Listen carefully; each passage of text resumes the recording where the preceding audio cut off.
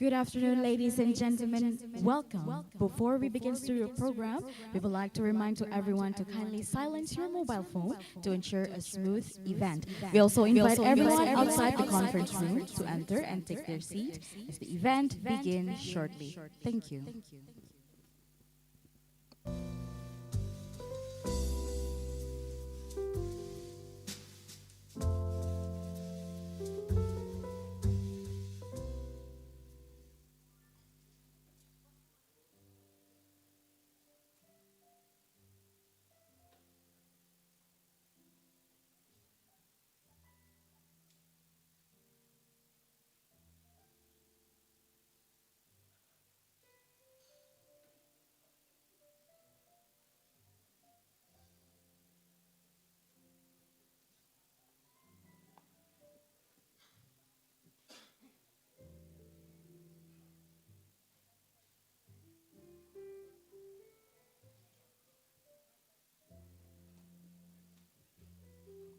Cik, cik, i, satu.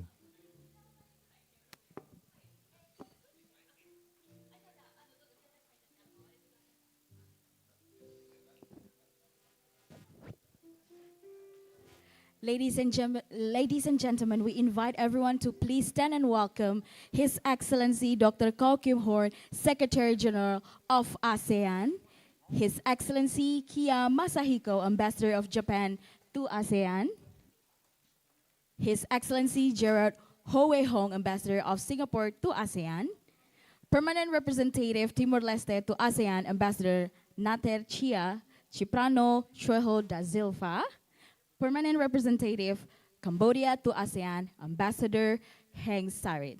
And we also like to welcome Dr. Dino Patijalal, Founder and Chairman of FPCI, and Dr. Aladin Derbillo, Managing Director for Policy Design and Operation. Please everyone give a warm applause to our distinguished and excellencies today.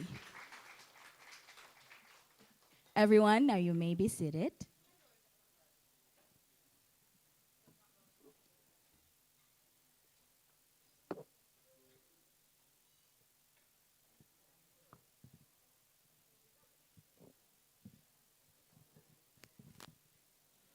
Excellencies, ambassadors, distinguished guests, ladies and gentlemen, good afternoon, selamat siang, konnichiwa, and warm welcome to all of you.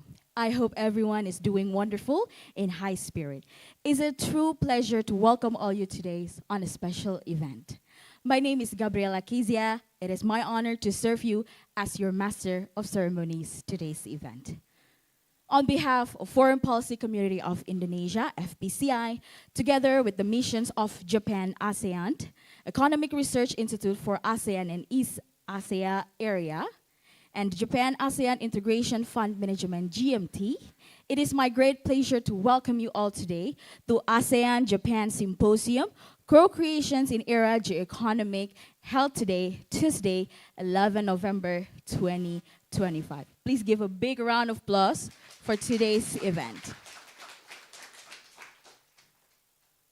We're truly delighted to have you joining us both here in person at Area Digital Innovation and Sustainable Economy Center in Jakarta and online through our live stream.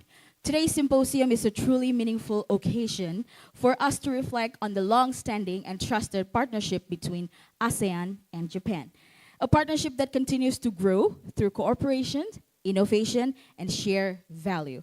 It is also a moment to look forward, to explore how we can continue working hand in hand and to co-create a prosperous, resilient, and sustainable future together in this dynamic era. Once again, a very warm welcome to all of you, and thank you for joining us in this important and inspiring gathering. Ladies and gentlemen, to begin, we invite His Excellency Kiya Masahiko, Ambassador of Japan to ASEAN, to deliver his welcoming remarks. Be my guest.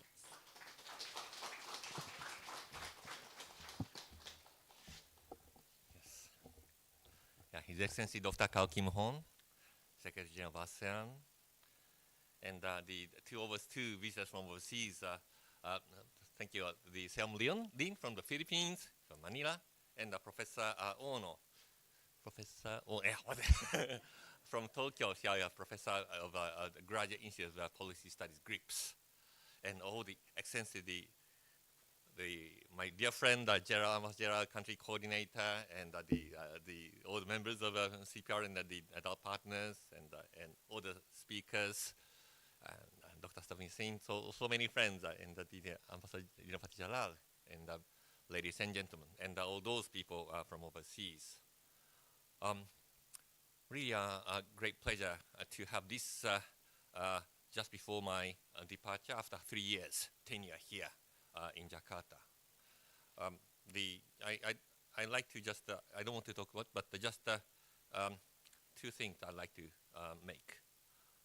The background of this ASEAN-Japan Symposium. We had the ASEAN-Japan Friendship and Cooperation 50th year 2 years ago in 2023. And then we had two symposiums, the Kickoff Symposium and Wrap-Up Symposium in 2023 and 2024 respectively. And then we thought about it is a great occasion to really to continue discussing how ASEAN and Japan cooperation should develop. And building on these special occasions, maybe thanks to all the cooperation from FPCI and AREA and JIFE, we are starting this new symposium whereby you discuss the latest challenges and latest development and how to respond to the challenges by making use of this ASEAN-Japan relationship. So today's topic is this aligning this 50th year the vision statement and implementation plan to the latest ASEAN Community Vision 2045 and the strategic plans. This is one thing. But also the new development is this geoeconomic development. The world economy is getting fluid and uncertain, and I think Japan-ASEAN cooperation can contribute to responding to these latest challenges, both for the ASEAN and Japan and for the region and the world. So I think those two are the key themes of the session 1 and session 2. But in addition, we have the honor to have Dr. Kao Kim Hon to make the keynote remarks so that we can just make sure that ASEAN-Japan cooperation is on track. So the other point is that for this reason, I'd like to thank all the co-organizers, FPCI for constantly co-organizing this ASEAN-Japan events, and the AREA for providing this venue, and also AREA having launched the three key bodies, the eDisc here, Digital Economy and Sustainable Digital Innovation and Sustainable Economy Center, and the Asia Zero Emission Center, ASE Center, and the third one is AREA School of Government. Although three were launched here in AREA as a part of Japan's contribution with our cooperation with ASEAN. And last but not least, JIFE, longtime friends of ASEAN and Japan. JIFE was launched in 2006. Next year, we're going to celebrate the 20th anniversary of JIFE. So all three are getting together on this occasion. And now we have a speaker from JICA, and all the partners are also aligning. So I think this is a great occasion for ASEAN and Japan to get together to really co-create our future. So this is my mission and passion, and I'm very glad to have you all here to really show our direction for our cooperation for the future. So with all the AOIP and all the developments, ES, ARF are taking place, but we need to make sure that ASEAN and Japan can pave the way and take the lead and show our cooperation to the other partners so that we can replicate all the good practices as we learn from other dialogue partners. So thank you again for coming here today, and looking forward to having a lively discussion. Thank you very much.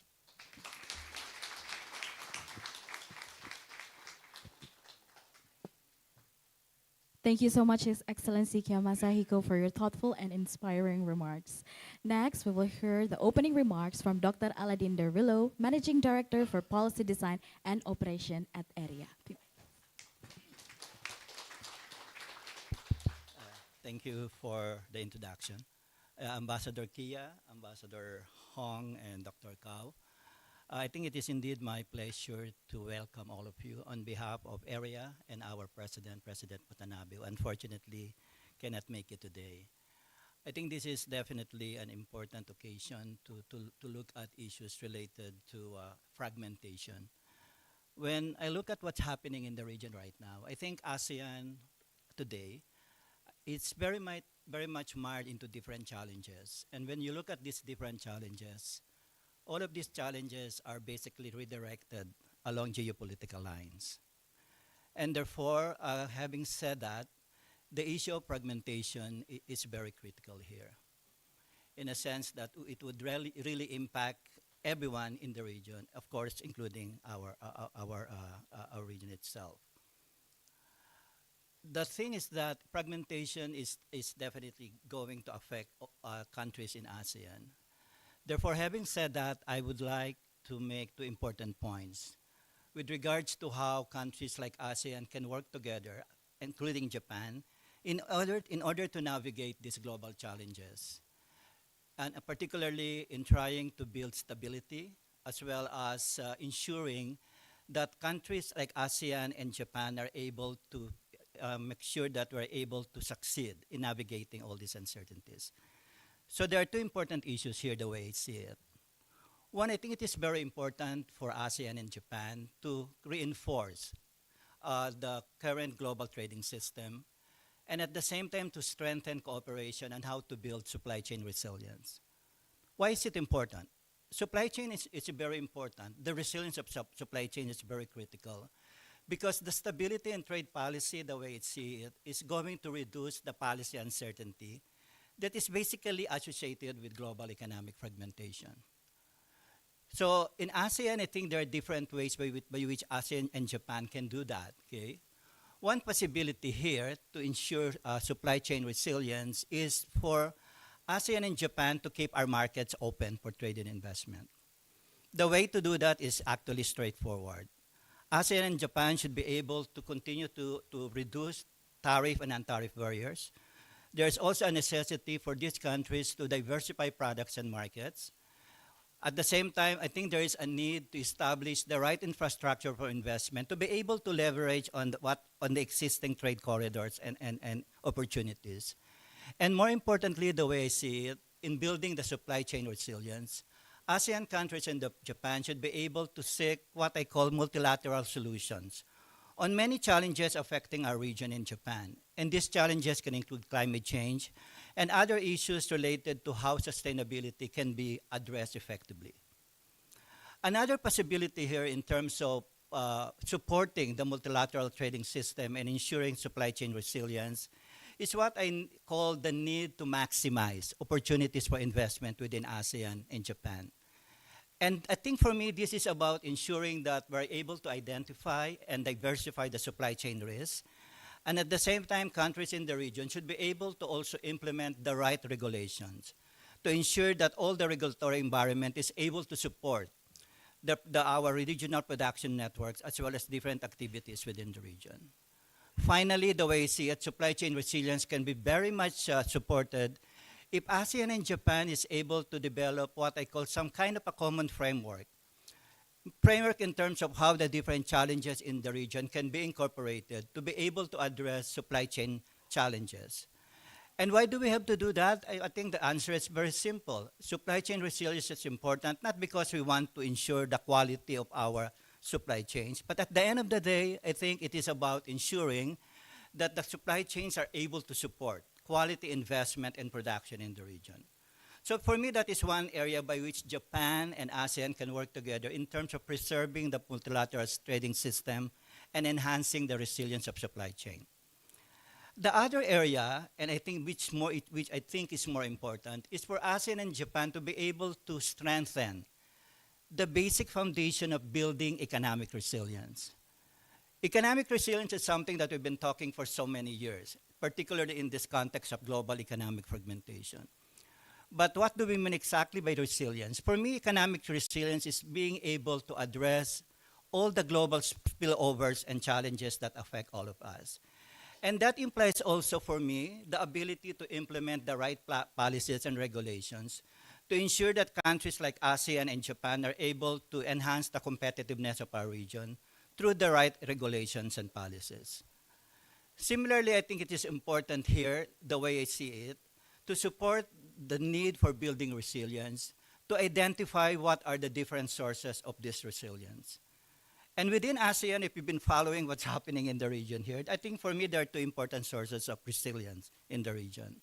One is digitalization, the other one is sustainability. As we all know, digital transformation is very important. Why? Because it allows countries like ASEAN to induce structural changes that would enhance market contestability in the region. And at the same time, when we talk about sustainability, this is about creating the necessary conditions that will make our region inclusive as well as sustainable, particularly in terms of economic growth. In the area of digitalization, for example, I think given the fact that geopolitics are likely to create more instability in terms of cyber threats in the region, for me, one important priority for ASEAN and Japan is to be able to build the ecosystem for cyber resilience. And this is very important when we try to look at sectors such as manufacturing, e-commerce, as well as healthcare. Because for me, these are the three different sectors where cyber threats are likely to impact heavily, okay, on the region. But of course, we need to recognize that building a robust digital ecosystem is not simply about developing the cyberspace or the cyber resilience. For me, it is about also looking at the critical areas within the digital economy that would allow ASEAN and Japan to really thrive in this in this digital world. So I'm talking about issues related to infrastructure, regulations, talents and skills, and even innovation. That's why I think for ASEAN and Japan to be able to thrive successfully in this digital world, it is very important to implement the right strategies for digitalization. That's why I think the recent the development of the AI roadmap that was endorsed at the last ASEAN-Japan summit is very encouraging. Because for me, that is one important strategy that shows how ASEAN and Japan can work together in navigating the global uncertainties. In the area of sustainability, this is another area that I think Japan and ASEAN can work together. I think we all recognize that sustainability issues are quite complex. And therefore, given the complexity of sustainability issues, there is a need for a more holistic approach in terms of navigating all these different dimensions of sustainability. Having said that, I think it's very important for ASEAN and Japan to come up with a more coordinated approach in addressing sustainability across different community pillars as well as sectors.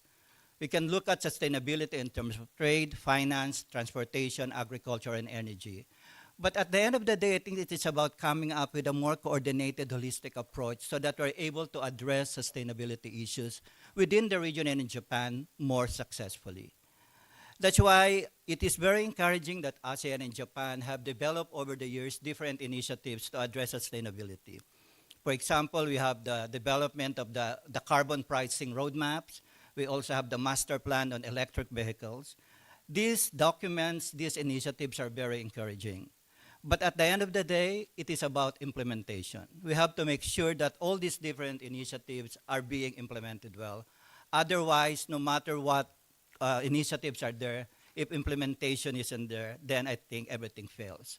So in closing, I think when we talk about the future of ASEAN-Japan partnership, for me, the answer is very straightforward. We have to make sure that this partnership is going to work. And it requires, I think, collective action from all of us. In strengthening this partnership, particularly within this very challenging context of geopolitical and fragmentation and geoeconomic and politics, we have to make sure that it is not only an option for ASEAN and Japan. For me, it is an imperative. Because the challenges moving forward will be more intense, and therefore nothing can be business as usual. ASEAN and Japan, when we talk about the partnership, should be more pragmatic. At the same time, should be able to create the right results.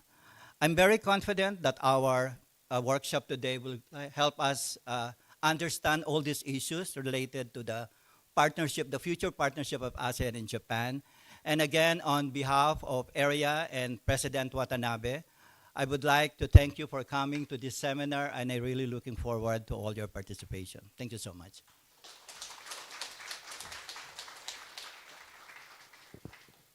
Thank you, Dr. Rillo, for those insightful opening words.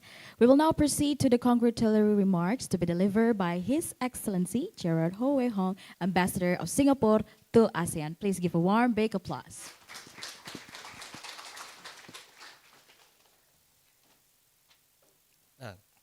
Hi, Excellencies. Good afternoon. It's my great honor to be here this afternoon with all of you at this ASEAN-Japan Symposium. Co-creation in an era of geoeconomics, to celebrate another milestone in the long friendship between ASEAN and Japan. First, let me extend greetings to Dr. Kau Kim Hon, Secretary General of ASEAN. Very happy to see you here. And of course, warm congratulations to Ambassador of Japan, Mr. Kia Masahiko, to our host, Dr. Aladdin and AREA. Thank you for having us here. And of course, the organizer, Pak Dino and FPCI. And of course, I think the Japan-ASEAN Integration Fund Management team also for organizing this symposium.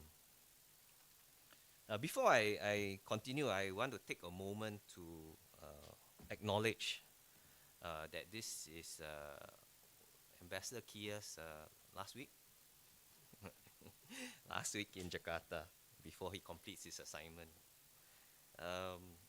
Ambassador Kia has been a very good friend, has been a very steadfast and gracious partner to all of us in ASEAN.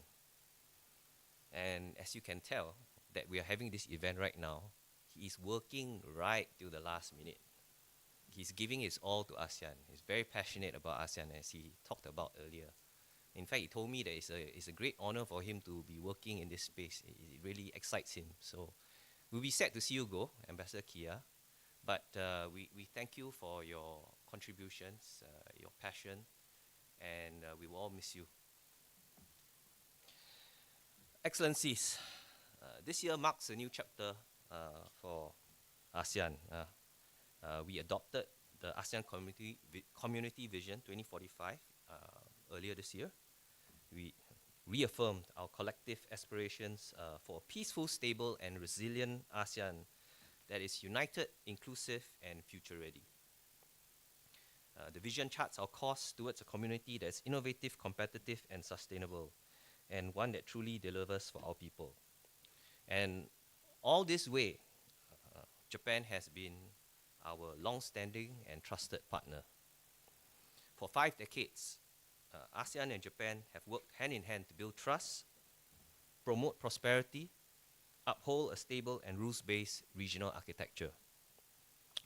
From advancing economic integration and connectivity to championing human resource development, digital innovation, and sustainable growth, we have a long history of close cooperation anchored in mutual respect and a shared belief in cooperation for peace and prosperity. Japan's continued support through initiatives that promote innovation, connectivity, and capacity building will continue to be invaluable as ASEAN works to translate our Vision 2045 to reality. As we enter this new era of geoeconomics, the trust between ASEAN and Japan will be more vital than ever. We know that the global landscape is shifting. We know that supply chains have been reconfigured, that there have been technological disruptions, and that new forms of interdependence are emerging. In this kind of environment, I think ASEAN and Japan will continue to work together to build a region that benefits all of the stakeholders. Our task is not just to adapt, but to co-create. To this end, we should harness our respective strengths, align our priorities, work together towards a resilient and inclusive growth to unlock new opportunities, including through implementing the ASEAN Outlook on the Indo-Pacific, upgrading the ASEAN-Japan Comprehensive Economic Partnership. The leaders recently adopted a joint statement on the 28th ASEAN-Japan Summit on further promotion and implementation of the AOIP. This is something that is very close to the hearts of ASEAN, the AOIP, and we're very happy that Japan is the first to do a leader statement with us about implementing the AOIP. So again, we thank Japan for its consistent, strong support for ASEAN and its priorities. In closing, let me once again congratulate everyone, all the organizers here, for this meaningful initiative, and I wish all of you productive and fruitful discussions. Thank you. Thank you, His Excellency Gerald Ho, for the meaningful words of congratulations and encouragement. Ladies and gentlemen, it is now my great honor to invite His Excellency Dr. Kao Kim Horn, Secretary General of ASEAN, to deliver the keynote speech. Please joining me in welcoming His Excellency.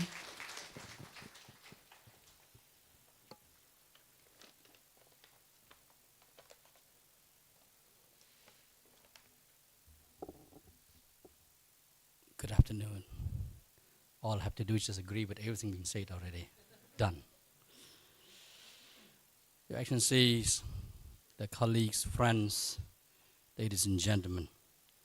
First of all, I want to start by thanking Ambassador Kiya Masahiko, Ambassador Japan to ASEAN, for the kind invitation. And agree with Ambassador Gerard that Ambassador Kiya will work until he takes off from Jakarta to Tokyo. Excellency Ambassador Gerald Ho, Ambassador of Singapore to ASEAN, Founder and Chairman of the Foreign Policy Community of Indonesia, FPCI, Dr. Dino Pati Jalan. I think I know more your father than you, in fact. Managing Director for Policy Design and Operation, Economic Research Institute for ASEAN and in East Asia area, Dr. Alidin Di Runo. All ambassadors here, of course, members of CPR, as Hainsred. Friends, ladies and gentlemen, good afternoon. I want to start by thanking the ASEAN-Japan, to thank Ambassador Kiya for inviting me to this ASEAN-Japan Symposium, co-creation in the era of geoeconomics.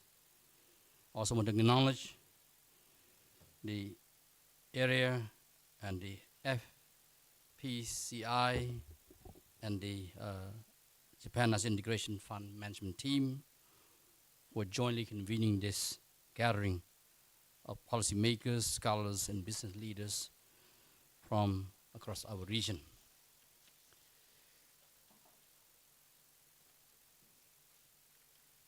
This symposium addresses the key questions that define our current moment. We meet as the world experiences fundamental shifts, rising geopolitical tension, economic fragmentation, and supply chain reordering, while new possibilities for innovation and cooperation emerge, especially after the 47th Summit and Great Summits that just took place in Kuala Lumpur. The theme of this meeting of co-creation speaks directly to these realities. It recognizes that durable progress comes not just from competition alone, but certainly from collaboration and cooperation, which build on trust, shared interests, and certainly mutual respect. In many ways, co-creation has become a new form of strategic adaptation, a way to generate resilience through partnership in an era of overlapping crises and increasingly complex interdependence. For ASEAN and Japan, of course, our enduring partnership over 50 years now, this conversation draws more on our long-standing friendship, cooperation, and partnership. It creates space to assess our progress and map the next phase of our cooperation, one that advances a stable, resilient, inclusive, and sustainable Indo-Pacific. This matters particularly now as ASEAN has adopted ASEAN 2045, our shared future. Our collective vision to make ASEAN a united, dynamic, and forward-looking community. Japan's consistent support for ASEAN community building has been integral to this journey, especially in areas such as connectivity, human resource development, disaster resilience, and of course among many other priorities. Excellency, ladies and gentlemen, the global economy faces considerable uncertainty. With this volatility, ASEAN remains a region of sustained growth, resilience, and opportunity. In 2025, ASEAN's economy is projected to expand by 4.2%, well above the global forecast of 2.8%. Our total trade reached $3.8 trillion last year, outpacing global growth, while foreign direct investment inflows rose to $226 billion, an 8.5% increase and a 15% share of global FDI, making ASEAN the top destination among development regions for the fourth consecutive year. Now, if we take the number by the managing director of IMF, who briefed the ASEAN leaders at the opening of the 47th ASEAN Summit, and I want to share this with you, that what she said that the ASEAN economy has now exceeded $4 trillion, making ASEAN now the fourth largest economy. This is not my words. I want to quote the managing director of IMF, who told the ASEAN leaders. All right? These figures tell a story of resilience, a resilience built on sound policy, regional solidarity, and business confidence. A recent Boston Consulting Group survey shows that over 90% of firms and companies in ASEAN have adapted to the current challenges through diversified sourcing, stronger inventory management, and more resilient supply chains. Notably, more than 60% of these firms plan to expand or continue their investment in ASEAN, reflecting strong confidence and trust in our competitiveness and long-term potential. This resilience stems from ASEAN's deliberate efforts to adapt and respond collectively. Last month at the margins of the 47th ASEAN Summit, our foreign and economic ministers held a joint meeting to discuss the recommendations of the ASEAN Geoeconomics Task Force, focusing on how ASEAN can navigate unilateral trade measures and safeguard our economic interests. We are also upgrading the ASEAN Trades and Goods Agreement, of course now signed by our member states, and our ASEAN Plus One FTAs, ensuring they remain relevant in a rapidly changing world. The aim is to future-proof ASEAN's economic architecture, not only to weather global shocks, but to position the region at the center of emerging production and innovation networks. I want to just say that with all of this, ASEAN has benefited from working closely with Japan through, on many fronts, including the Federation of Chamber of Commerce of Japan, that they are based in all ASEAN member states, but they have one group together and they have regular consultation with the Secretariat, and where they give us their recommendation from time to time. And of course, we benefit from this as well, because we always listen to our partners as well. These initiatives reaffirm ASEAN's role as both a driver of growth and a pillar of stability in the Indo-Pacific. The challenge now is to sustain this critical momentum while staying agile and responsive to the evolving realities of global trade and technology. Agility will be crucial as artificial intelligence, green industries, and regional security dynamics redefine what economic resilience means in the coming decade. Excellency, ladies and gentlemen, our partnership with Japan stands among ASEAN's most enduring and trusted.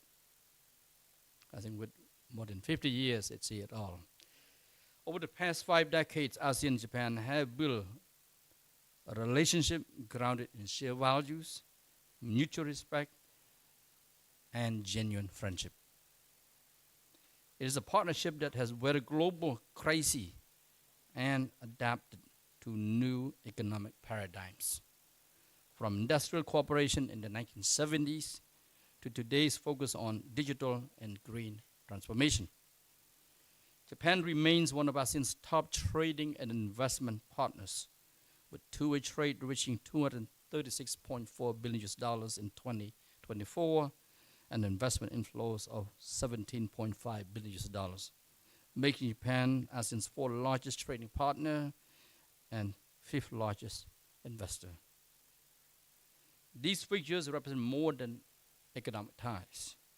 They reflect decades of trust, technological collaboration, and a shared vision of prosperity. Japan's roles in infrastructure connectivity, quality investment, and capacity building continues to anchor ASEAN's long-term competitiveness. The elevation of ASEAN-Japan relations to a comprehensive trade partnership in 2023 marked a significant transition. Through the joint vision statement and its implementation plan, we are working together to promote peace, stability, and inclusive growth. Japan's early and full support for the ASEAN Outlook on the Indo-Pacific, or AOIP, further demonstrates its commitment to ASEAN centrality and to rules-based, open, and transparent regional order. I think Ambassador Chirag just mentioned this in his remark just now. So we agree. Looking ahead, co-creation moves beyond a conference theme. It demands action.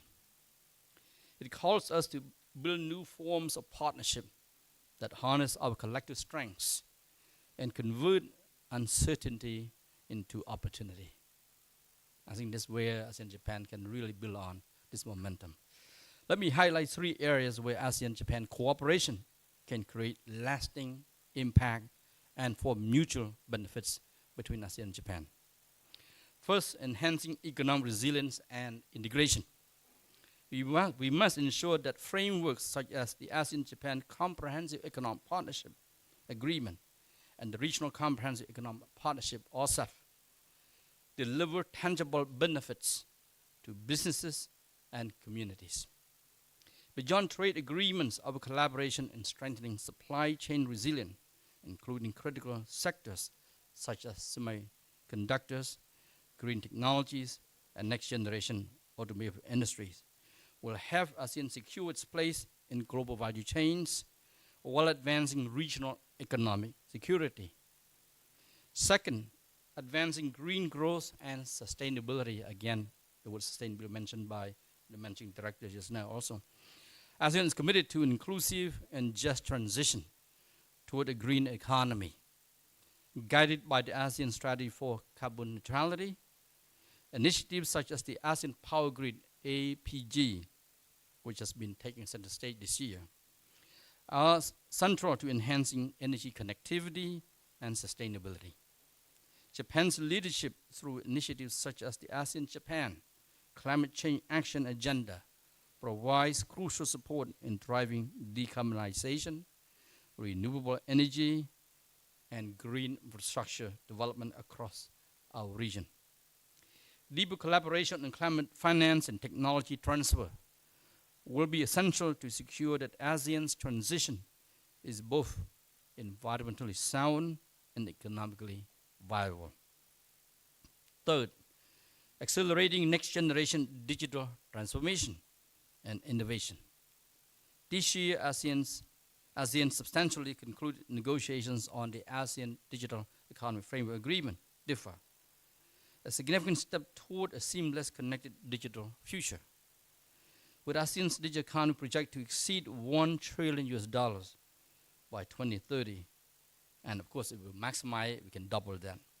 Our partnership with Japan can unlock new opportunities in artificial intelligence, innovation, data governance, digital infrastructure, and smart cities. The ASEAN-Japan AI Innovation and Co-Creation Roadmap, alongside initiatives such as the ASEAN Single Window and Area's Digital Innovation and Sustainable Economy Center, will be instrumental in fostering a dynamic, ethical, and inclusive digital ecosystem. Equally important will be digital upskilling and reskilling and cyber resilience to ensure that innovation benefits all citizens and protects our societies from emerging threats and, of course, dangers. Excellency, ladies and gentlemen, as ASEAN and Japan stand at this juncture, we have every reason to be optimistic. Our comprehensive strategic partnership provides the tools, trust, and shared purpose to navigate today's complex world and to shape a future that is resilient, sustainable, and innovative. But optimism must be matched by commitment to implementation, to inclusivity, and to ensuring that our cooperation delivers measurable outcomes for our peoples. The evolving geoeconomic environment demands that we lead rather than simply react, transforming challenges into cooperation and uncertainty into opportunity. That is the essence of co-creation. Through dialogue, innovation, and partnership, we can ensure that our cooperation delivers real, lasting benefits for our people. Excellency, ladies and gentlemen, I'm confident that today's symposium will generate fresh insights and perspectives, as well as concrete ideas to deepen ASEAN-Japan cooperation, advancing our shared vision of an Indo-Pacific region that is peaceful, prosperous, stable, and forward-looking. I wish you productive deliberations and a successful dialogue. With that, I thank you. Thank you very much, Excellency. We invite you to please still remain on the stage for a group photos. I would like also to invite His Excellency Kia Masahiko, Dr. Aladdin Derillo, His Excellency Gerard Howe Hong, and Dr. Dinopati Jalal to come out on the stage for a group photo sessions.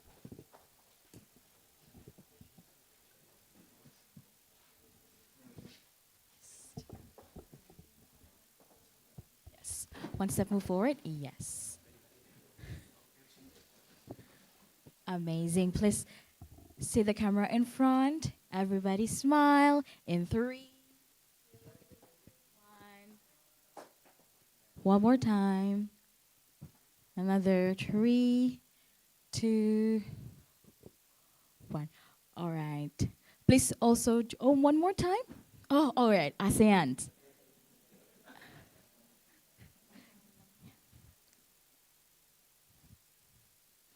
All right. Amazing.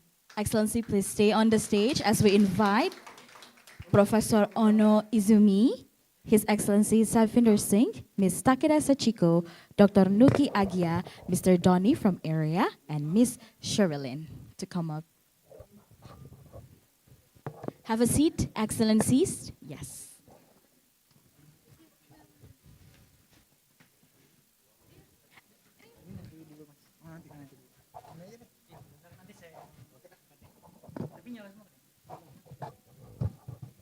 Excellency, please have a seat.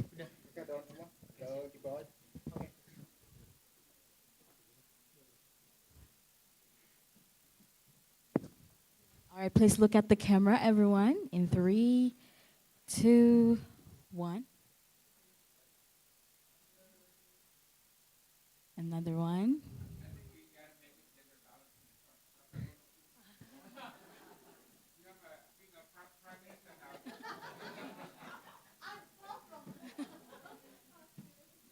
All right, please look at the camera, everybody. 3, 2, 1. Another one. And 3, 2, 1. All right, everyone, please one more photo sessions from the front because everyone is gonna stand up for a photo session from in front. Yes, amazing, excellent.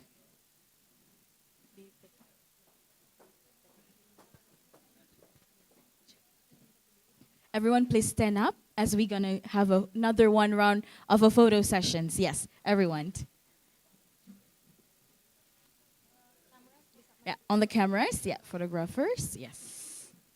Right here, yes, so everyone can see. All right, for everyone from the left and the right, everybody see the camera. All right, another one.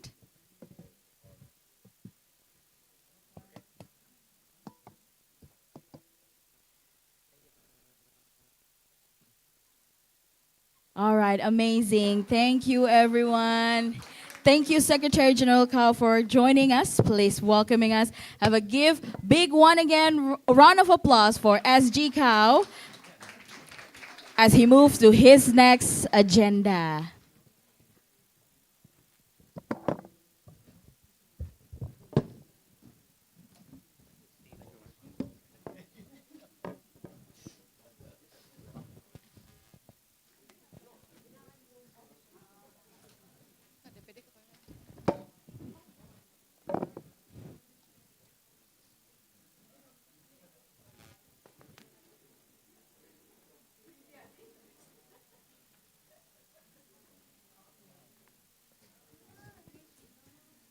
All right, Excellencies, everyone, ladies and gentlemen, we will have a quick break as our moderator is on the toilet. So we will have just 1 minute break, everyone.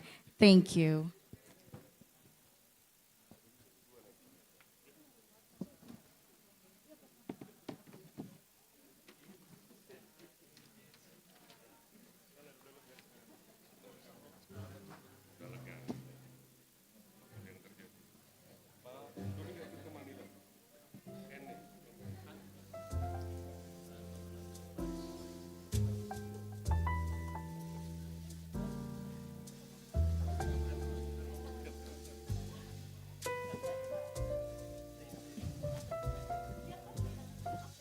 Ladies and gentlemen, as we're gonna start our first session, please everyone to remain seated.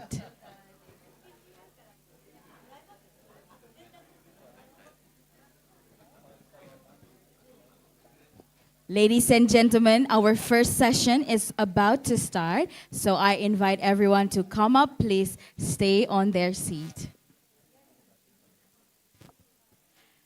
Ladies and gentlemen, we are now begin our first discussions of the day with the title Upgrading ASEAN-Japan Cooperation Through Co-Creation. In this session, we will explore how ASEAN and Japan can further elevate their cooperation by fostering trust, innovation, and equality, working together towards shared prosperity and sustainability. This session will be moderated by Dr. Dino Patijalal, founder and chairman of the Foreign Policy Community of Indonesia, FPCI. We invite Dr. Dino to the stage.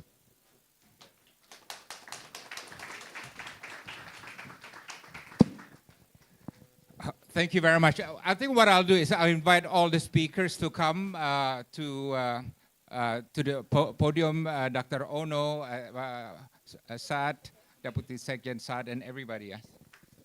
Let's give them a big hand.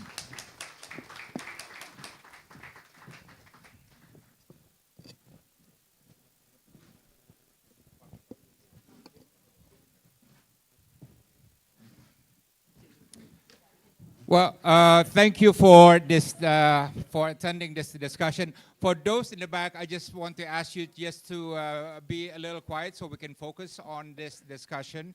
But I want to thank all the panelists. Dr. Ono has come all the way from Tokyo. You're still jet lagged, but good. Let me just give a minute or two context about this discussion. You know, I just came back from a trip to Northeast Asia, Middle East, and Europe. A little bit, yeah. But you know, what I noticed, my observation is that if you want to see stability in region, one of the key metrics is whether or not the key players are getting along, right? It's quite simple, right? But it's not always there, right? And in that context, I think this is how ASEAN-Japan relationship is important. Japan is a key player in the Indo-Pacific. ASEAN is a key grouping in the Indo-Pacific, and how they both get along and working together in the spirit of co-creation is extremely important to the peace and stability of the region. And FPCI has done a number of surveys, and one of our conclusions, and this is probably very interesting, the one country that has stood out as the most trusted to ASEAN is Japan. And as you know, like in a marriage, trust is not coming overnight, right? It's coming through verification, and it's coming through repeated acts. It's coming through time. So I think Japan has earned that place to be the most trusted partner of ASEAN. I think we should give that Japan a big hand for that, yeah. Okay. And on top of that, ASEAN and Japan has a long habit of cooperation. Japan is one of the countries that really believes, not just mentions, but believe in ASEAN centrality. I remember a conversation I had with Ambassador Kia-san. What are we going to do on one of the conflicts in Southeast Asia? And he says Japan will follow ASEAN because that's, Japan will follow ASEAN's lead because that is the essence of ASEAN centrality. And today, we listened to the Secretary General and others, but Gerald, talk about the geoeconomics of the relationship between ASEAN and Japan. And I do think, echoing what the Secretary General has said, that ASEAN-Japan cooperation can be a model of cooperation in the Indo-Pacific because there are just so many components to it. And I do believe in the larger sense that Japan-ASEAN cooperation can be a model of North-South cooperation at a time when now we see there's quite interesting challenges to North-South relations. So with that context, I welcome today's discussion, and I will begin with Dr. Ono, who is Professor Emeritus and Adjunct Professor of National Graduate Institute for Policy Studies, GRIPS, which is actually also FPCI's favorite think tank in Japan because we have so much cooperation together. Yeah. So let me ask you this, Ono-san. ASEAN and Japan have long enjoyed this high degree of mutual trust and comfort in their partnership. But as you know, trust is something to be earned. We cannot be complacent. We always have to re-earn it. Yeah. So in your viewpoint, how do we meaningfully upgrade the ASEAN-Japan cooperation? And for example, should this expand into new areas such as security mechanisms, such as the official security assistance and so on? Please. Thank you very much. Thank you very much, everybody, and thank you very much, Dr. Dino. It is my great pleasure and honor to be here, coming from Tokyo. I think that I'm so happy to be together to think about the Japan-ASEAN future cooperation at this very important opportunities. And also, Dr. Dino, you really gave me a very challenging question. And then I think coming from my background is that I'm not the ASEAN expert, but I have been working for global development cooperation, global international development with the emphasis of private sector partnership and business and development. So let me share with you some kind of perspective. I want to talk about, I really agree that we should not be just satisfied with being a trusted partners. So we have to go beyond that and to become a real, true co-creation partner, not just a friend and a cooperation. In this regard, I want to say three things and maybe raising a few questions. One is about the approach. The other is scope with depth. The third is going global. Okay. The first is about approach. I think building on the people-to-people foundation is a very essential. I think we have been working for many, many decades through various aspects of cooperation. So as emphasized for the Fukuda Doctrine in 1977, and then we also had the ASEAN-Japan Human Resource Development Cooperation Project when I started my development career. And then I think Ms. Takeda may talk about how JICA has been engaged for many, many years, but I think we have a lot of the kind of developed, accumulated the human resources, institutional assets together, working together. And I think those assets have to be mobilized fully for thinking about together and co-creation. That is an important thing. The other is we should also engage in young generation, including the policy makers and also the private sector people, entrepreneurs, and university researchers, civil societies. I think we have to keep expanding and engaging those people.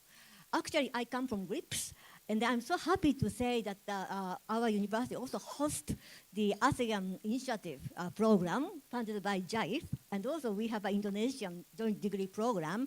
I think you gave me a lot of opportunity you also gave us a lecture, right? So I think those kind of engaging young people is very important across all the stakeholders. So creating opportunity for doing joint research, setting up policy forum, and also some business matching for entrepreneurial activity to think about kinds of social business, entrepreneurial activity together would be a very, very important thing for thinking about ASEAN and Japan future cooperation. A second point I wanted to mention is that the scope with depth. So addressing broadened, maybe shared challenges, but with depth. I think my understanding of the Japan-ASEAN joint statement, which was agreed on I think December 2023, discussed 44 areas of cooperation with 130 items, with three, I think, pillars. No? I think this is very broad, and then it is understandable, justifiable, given that there's so much kind of increasing connectivities of the various topics and also intensifying a geopolitical situation. At the same time, I'm wondering that what is the best area, how best Japan can make an effective contribution to achieving those maybe challenges. For example, you've been working many partners too, like EU, of course China, South Korea, Australia, and recently Gulf countries, for example. So how do you see from maybe Shin-san or Nuki-san's perspective where Japan can best contribute to achieving those objectives? On that point, I also think about although not so many people mentioned, but I think social agenda is very important. Like aging issue, demographic transition is happening in Asia, or disaster management due to climate changes, and also human trafficking, those kind of social agenda is becoming also important. And then this requires, I think, mutual learning and collaboration. So, and then I think you talked about the security cooperation. I think Japan has, initiated that 2 years ago, 2023, the OSA, Official Security Assistance. This is a new area. I'm not the security expert, but I understand this is a background against the background of intensifying the security situation globally, as well as the kind of the Eastern and the South China Sea area. At the same time, I have to also mention that coming from development communities, we also care about how ASEAN people feel like based on our war experiences associated with the Asian countries. So there are some kind of feeling, sentiment among particularly development communities, whether we should be expanding military cooperation or not. But now that situation may be different, so I also want to learn about how your people feel about those things. And lastly, I wanted to mention that going global. I am working for African countries too, for industrial development and business and development.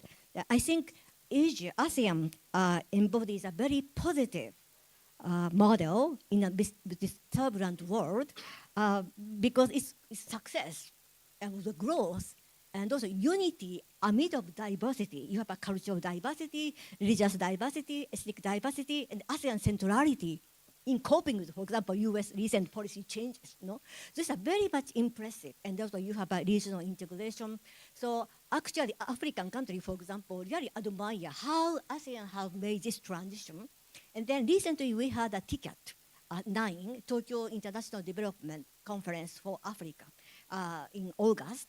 And then there were also sessions between learning together, ASEAN, and also AU, African Union Development Agency. They are so kind of keen to learn from how ASEAN is making economic integration, coping with peace and stability issue with a strong ownership. And I think ASEAN should be proud of what we have achieved. And then I hope this kind of going global should be further emphasized, and then sharing ASEAN experiences with other parts of the world. And I hope Japan wish to be a kind of bridge maker, a bridge builder for that kind of initiative. So these are kind of things I hope maybe Japan wish to be a part of this. But let me maybe conclude in saying that I feel like important issue for co-creation is learning together, growing together, and then leading together. And I think that let us build an ASEAN-Japan ecosystem, co-creation ecosystem that engage and involve that long-standing partners, that are human asset, institutional asset, and also young people to really work together for the regional prosperity, stability, human security, and also global standard of the partnership. This is what I think. Yeah. Thank you. Thank you. Thank you very much, Dr. Ono. Let me just ask follow-up question about the youth. Yeah. My group, FPCI, we deal a lot with the youth, and one of the things, at the moment I got into that space, the first observation is that the youth are very critical and often not satisfied with things. So when we talk to them, don't expect, hey, they're going to be happy and they're going to be cheerleaders. No, right? But at the same time, again, I work for government. Yeah. I used to work for the government. Governments tend to be impatient with criticism coming from young people, right? And that creates a gap, yeah? So how do we create that situation whereby we engage the youth, and the youth are critical, we expect them to be, and we go together to a place where the youth feel ownership towards ASEAN and towards ASEAN-Japan future, without governments being oversensitive or defensive when they deal with the youth, because it does require skill and certain mindset. Yeah, please. I think we need another Japanese Dr. Dino, right? So we have to learn from you, actually. This is a learning experience. I think we need to really, I think that those senior people and young people have to really work together. There must be some coordinate. I hope Ambassador Kia maybe coming back after coming back from the Indonesia and maybe sharing his experiences. At the same time, I think let's have an opportunity, create more opportunity for the Japanese young people, to ASEAN young people to do various things together. I think we will get so much stimulus. I think recently Japanese young people, some people may be a little bit inward looking, but look at this dynamic kind of activity going on. I hope that by creating those activity together, and then with the engagement of sort of senior people. I hope we will have that kind of movement. And we also have to learn from FPCI's experiences. Thank you, yes. I'll go to Director General Satvinder Singh, who is Deputy Secretary General of ASEAN for ASEAN Economic Community. I want to talk to you about the issue of rules-based world order. During Indonesia's chairmanship in 2023, ASEAN and Japan adopted the implementation plan of the joint vision statement, which focuses on AOIP priorities and upholding the rules-based international order. But as we know, the rules-based international order is under stress now. And again, as fellow diplomats, I've never seen confidence in the rules-based international order so low, right? And we've both been around for decades, yeah? There's this belief, for example, in the Global South and many ASEAN countries that, well, the rules don't apply equally to everybody. Well, yeah, the rules are there, but some countries are exempted, right? Yes, the rules are there, but we are expected to follow it. But the big guys, the moment they don't feel comfortable with it, they don't follow it. They do as they please, right? And yeah, the rules are good, but we didn't make it, right? And we are expected to follow it blindly, which is not fair. And so many complaints, yeah? So how do we make ASEAN-Japan cooperation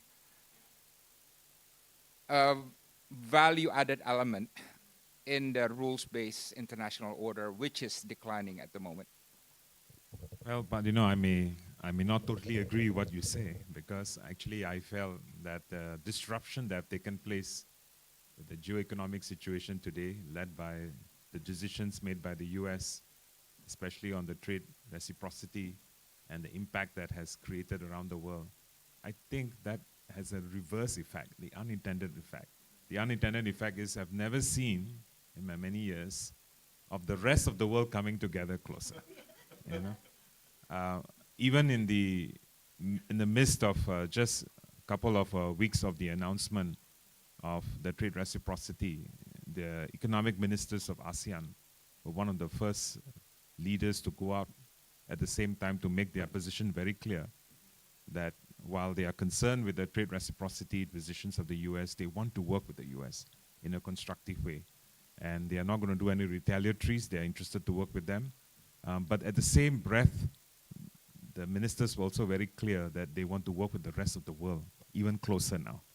You know, so you can see right after that, a few weeks later, we were reaching out to our largest trading partners in order to have bilaterals with the economic ministers from Japan, from Korea, from Australia, from New Zealand, in order to get our gang together, you know, so that we are able to come together even stronger, closer than ever before in order to preserve the rules-based system. And I can see that even during the summit that just ended in Kuala Lumpur, without fail, all of us in the partners, all of us are speaking up very loudly about keeping the rules-based system that has really brought fortune, brought wealth, moved the developing world upwards. I mean, all of us are benefiting, especially ASEAN is one place where you can see where we started and where we are today, being the 5th largest GDP in the world, and where the 5th, now 4th, but I would say officially still 5th, but soon to be 4th, if everything goes well. But clearly, we are clearly the net beneficiary of an open system. And you can see that we are going to work harder in order to make this happen. And I think one manifestation of that partnership that's going to, hopefully, we're going to give it even push a lot harder is our RCEP FTA, right? RCEP FTA is a real wonderful economic agreement led by ASEAN, but this was an agreement that we invited our most important trading partners to come and work with us, including Japan. And I think if anything, the voice is very loud and clear that we are wanting to go deeper and get stronger and be more integrated. So I have a diverse view of what's happening today. I think there was a shakeout that took place, and to some extent, there was also a call on we need to do more in order to reduce the amount of non-tariff barriers that are impacting free trade out there.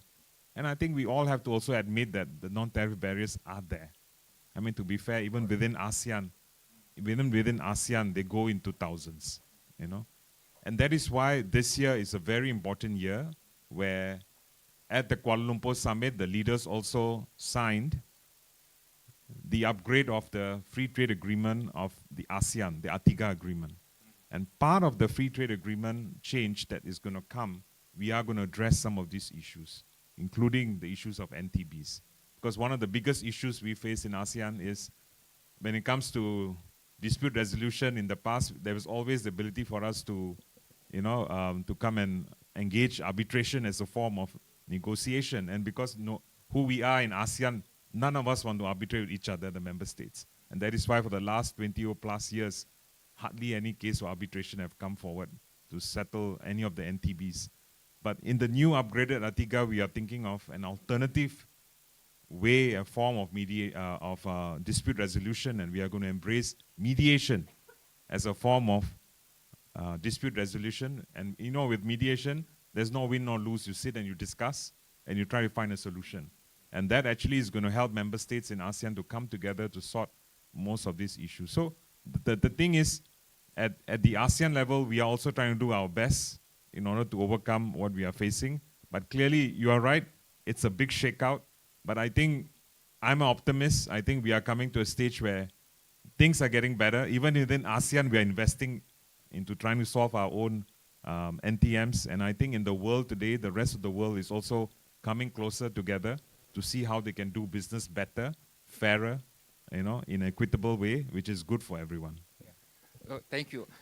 I mean, I totally agree with you that ASEAN is pushing back on a rules-based world order on the tariff. But I do want to stress that the shaken confidence is mostly on the political and security side, not on, tariff, yes, but a lot of it is shaped by what's happening in Gaza, right? Predominantly, right?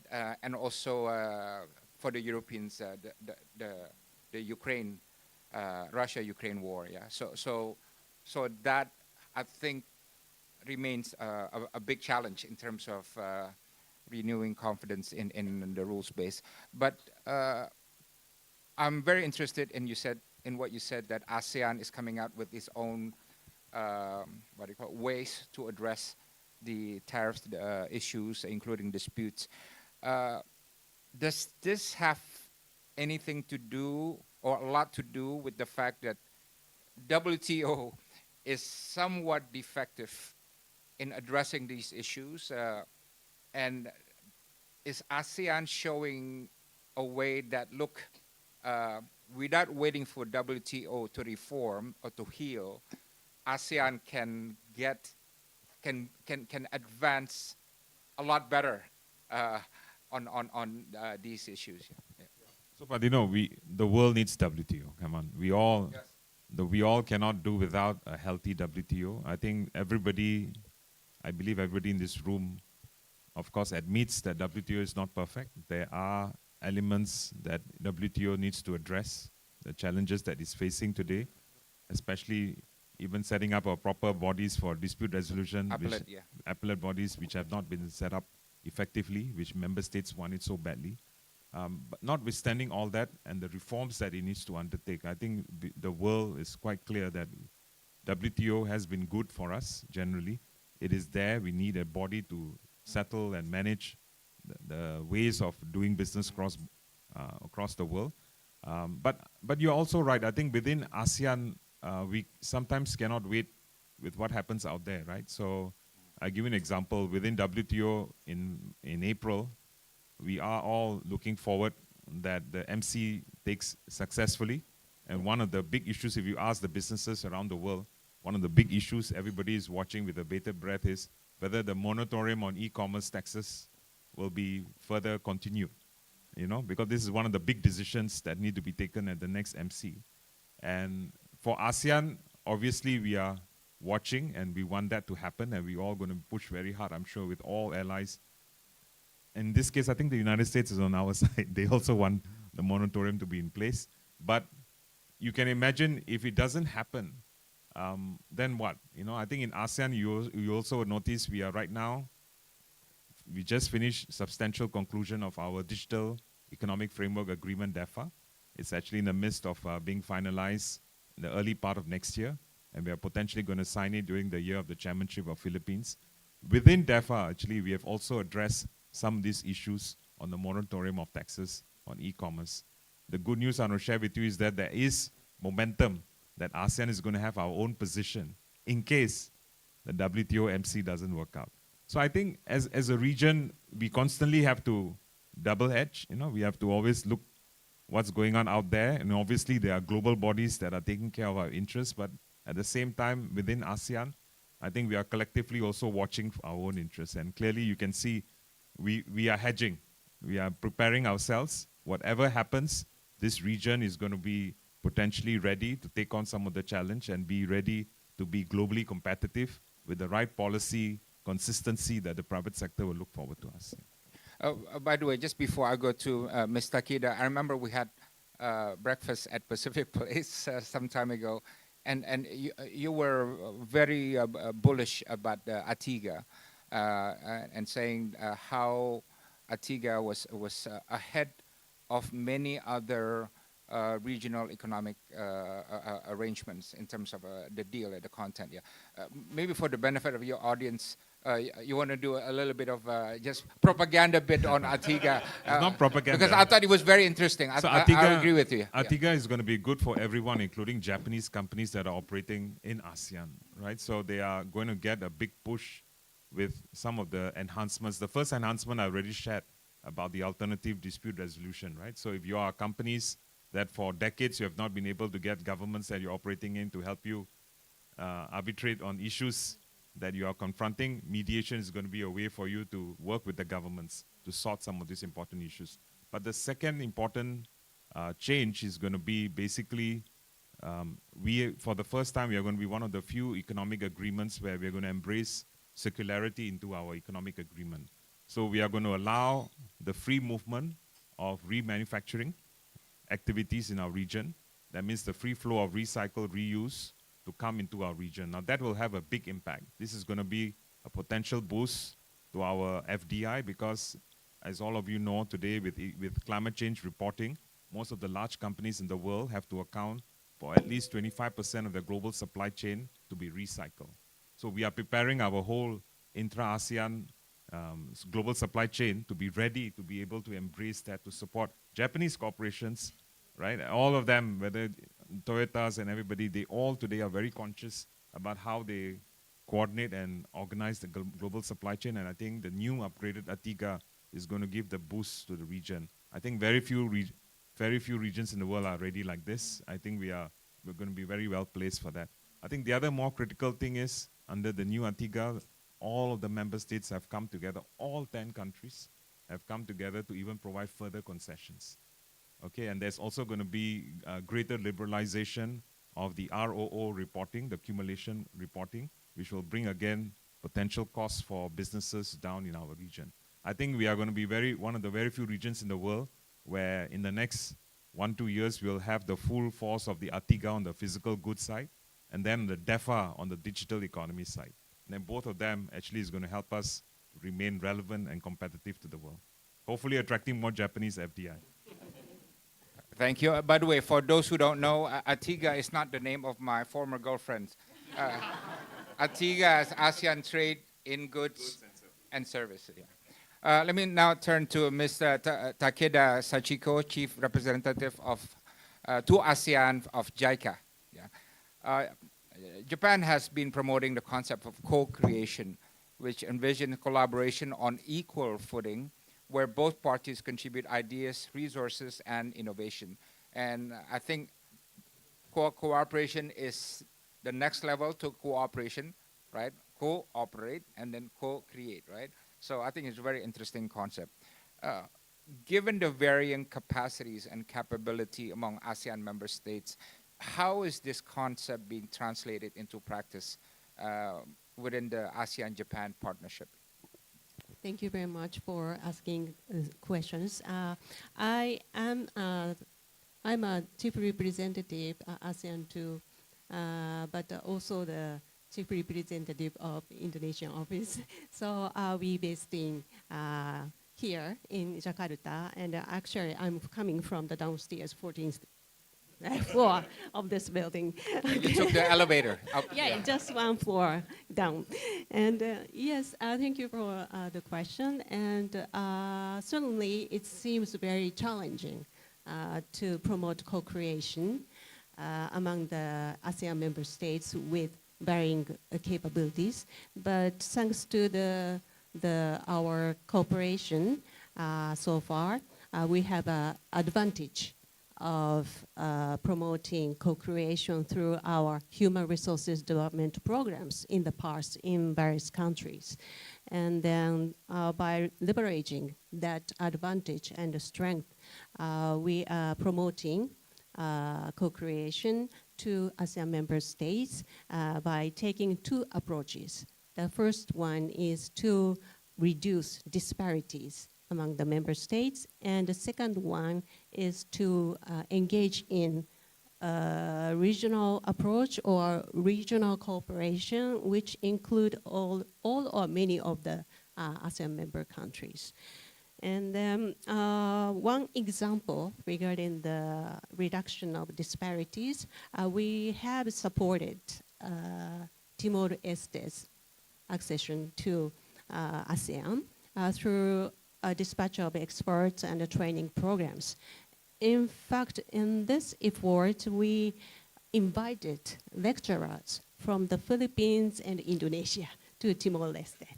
And actually the training programs were highly interactive and with participants engaging in actively discussions and providing very valuable feedback, even to lecturers from Indonesia and the Philippines.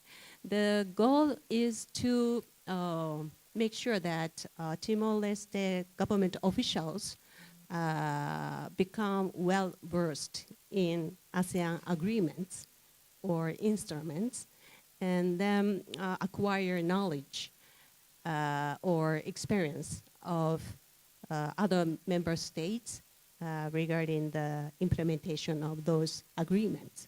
So this kind of, we would like to continue this kind of mutual learning process.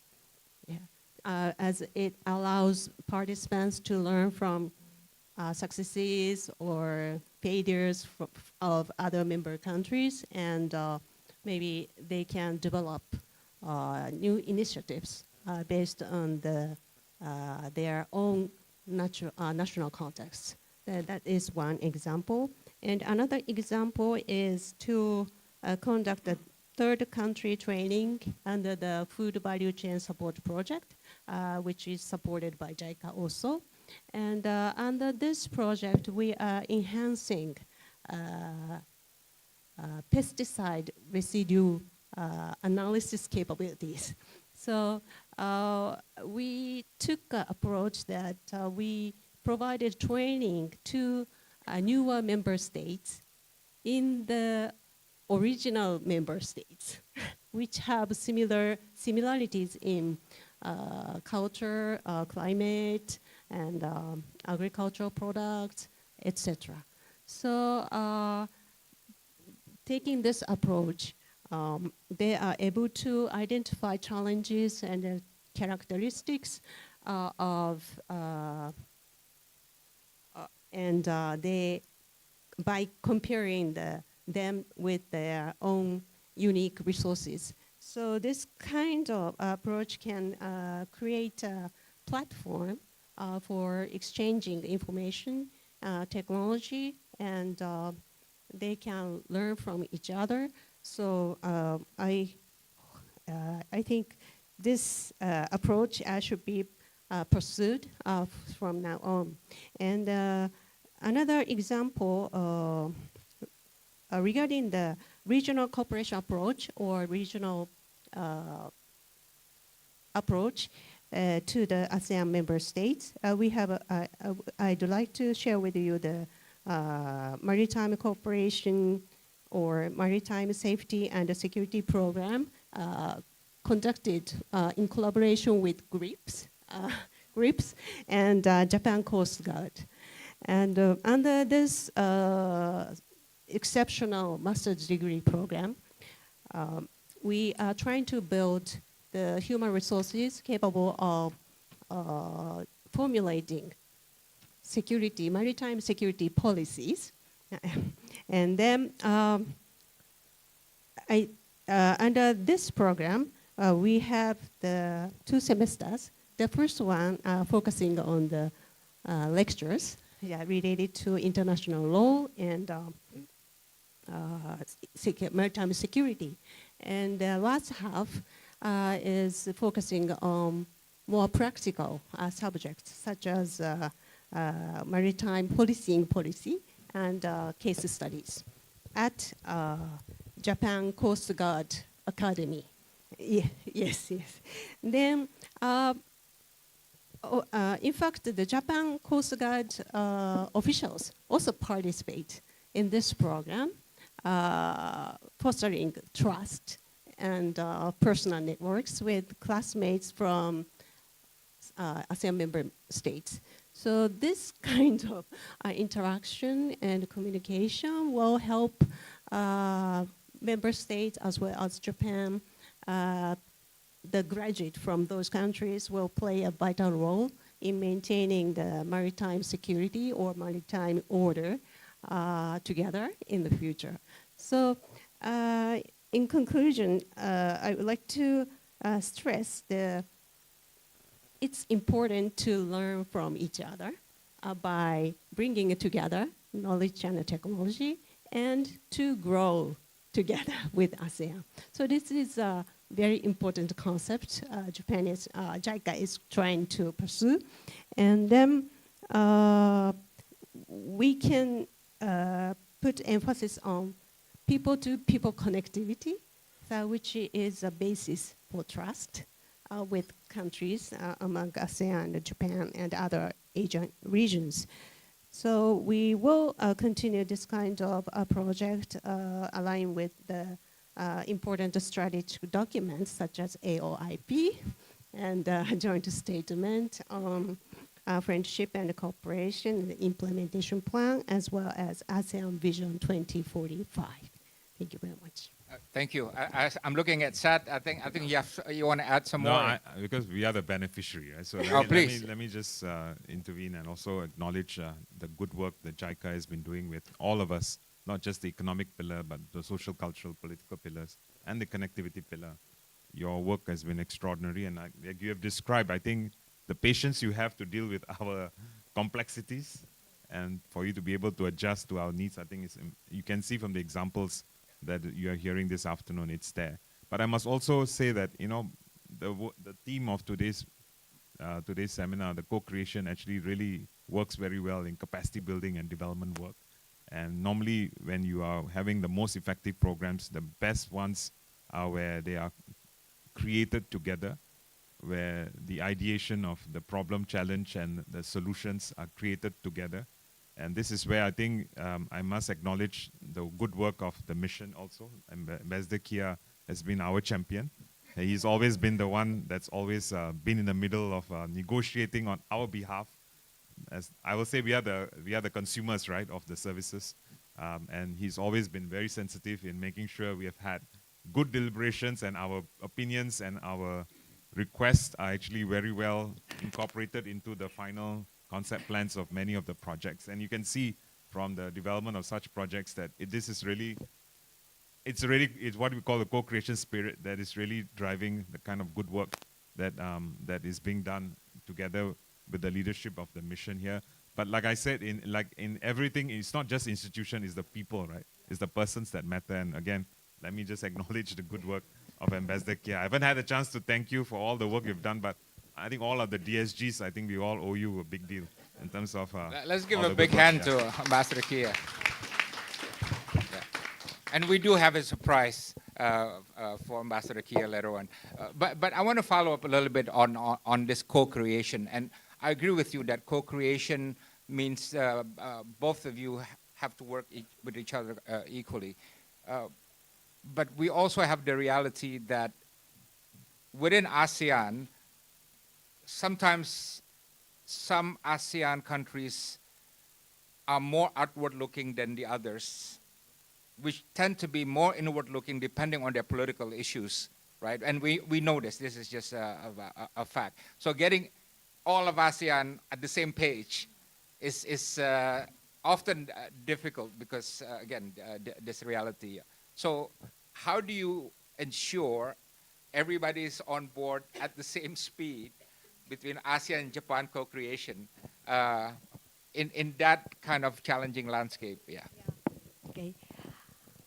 Well, I don't think I took that the microphone, but I don't think I have answered.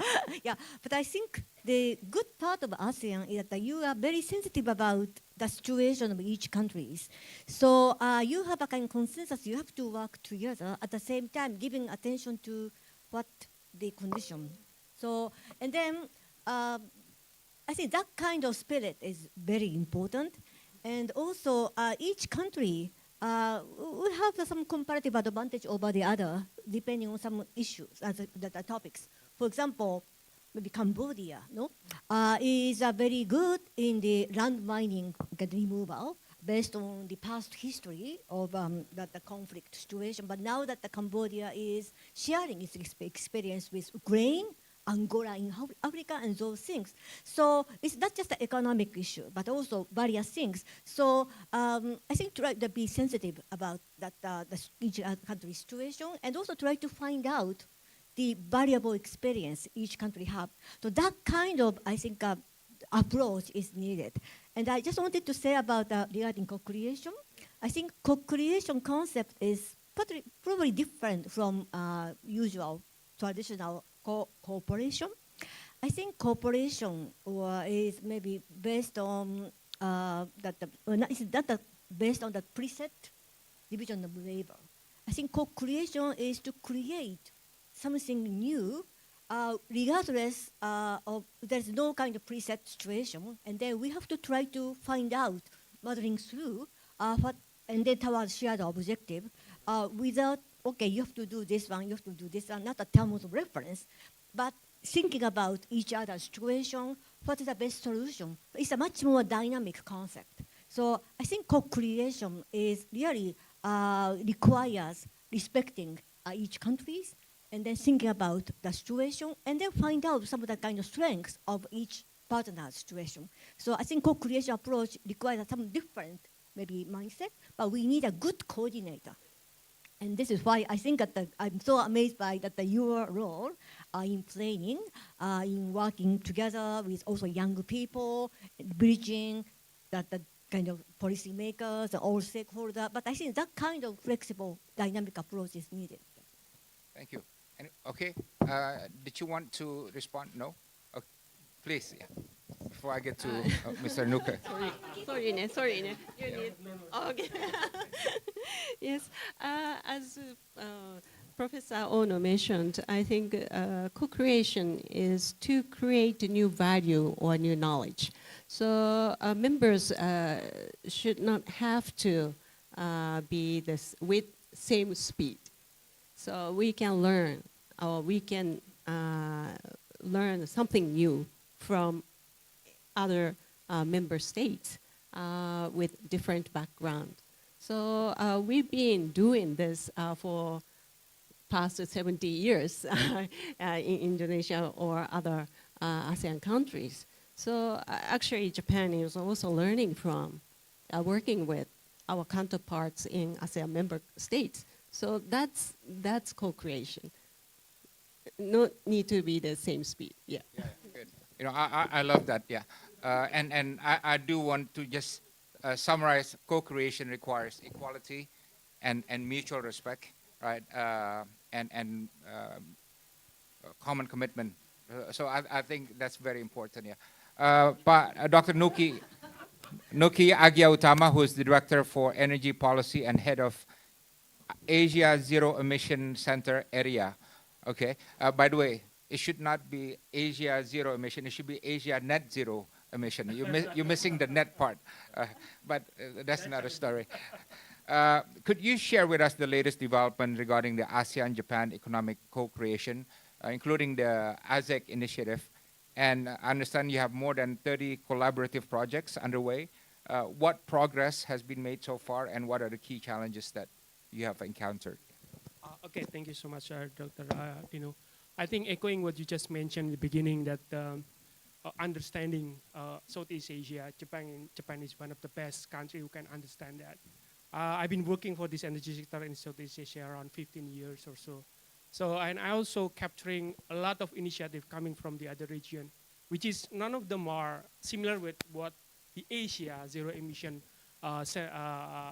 community initiative that being introduced in 2022 by Kishida Sang. So over there, we're looking at on the how Southeast Asia needs instead of what the other region want us to do. So one of the good example is that when I've been working with this in the last 10 years, the support for example, bioenergy. None of the other region are supporting bioenergy except Japan. Another part is the gas and coal. We have been discussing with DHG Singhs for the last couple of years on we've been called as the advocating coal. But in fact, we're trying to be realistic in that sense that this region is increasing significantly in terms of the energy demand. So we can't really just swift and then change towards transitioning our energy for all becoming clean or green. It will cost a lot. And our study with Arena is showing that numbers. So if we change all of our power generation into 100% renewable energy, and the end-use sectors, 50% de-electrification, including EVs, we need approximately around 4 to 5 trillion US dollar. But at the same time, in 2050, up until 2050, at the same time, if we only shifting the power sectors to 50%, and the end-use 20%, including deep electrification in industrial sectors, and also in the transportation sectors, we only need 0.8 trillion US dollar in 2050. So those kind of approaches giving us a very big perspective when you transitioning, deeply. I mean, sudden transition, you will have a lot of challenges. So one of very good example that we've currently been doing is on the ASEAN Power Grid. So I think DHG is very much keen on that. The current condition of the APG, we have a very different infrastructure. So the uneven grid readiness, it is something that we face right now. If you want, because if we looking at APG, we can really secure our energy supply, and at the same time we can increase renewable energy. But if the infrastructure is not ready, which is the infrastructure is very difficult to finance, right? Very low margin, a long-term return of investment.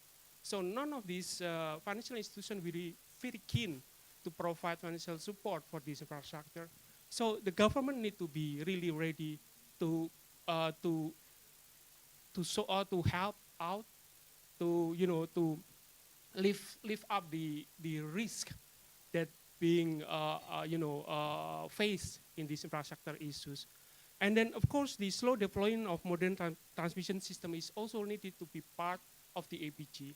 So our infrastructure is really 1980s, 1970s infrastructure in terms of the grid. So on the improving those need a huge investment. So this kind of differences one to another country is creating a big gap. How to for us to be really can face this transition in the pace that other countries want us to do.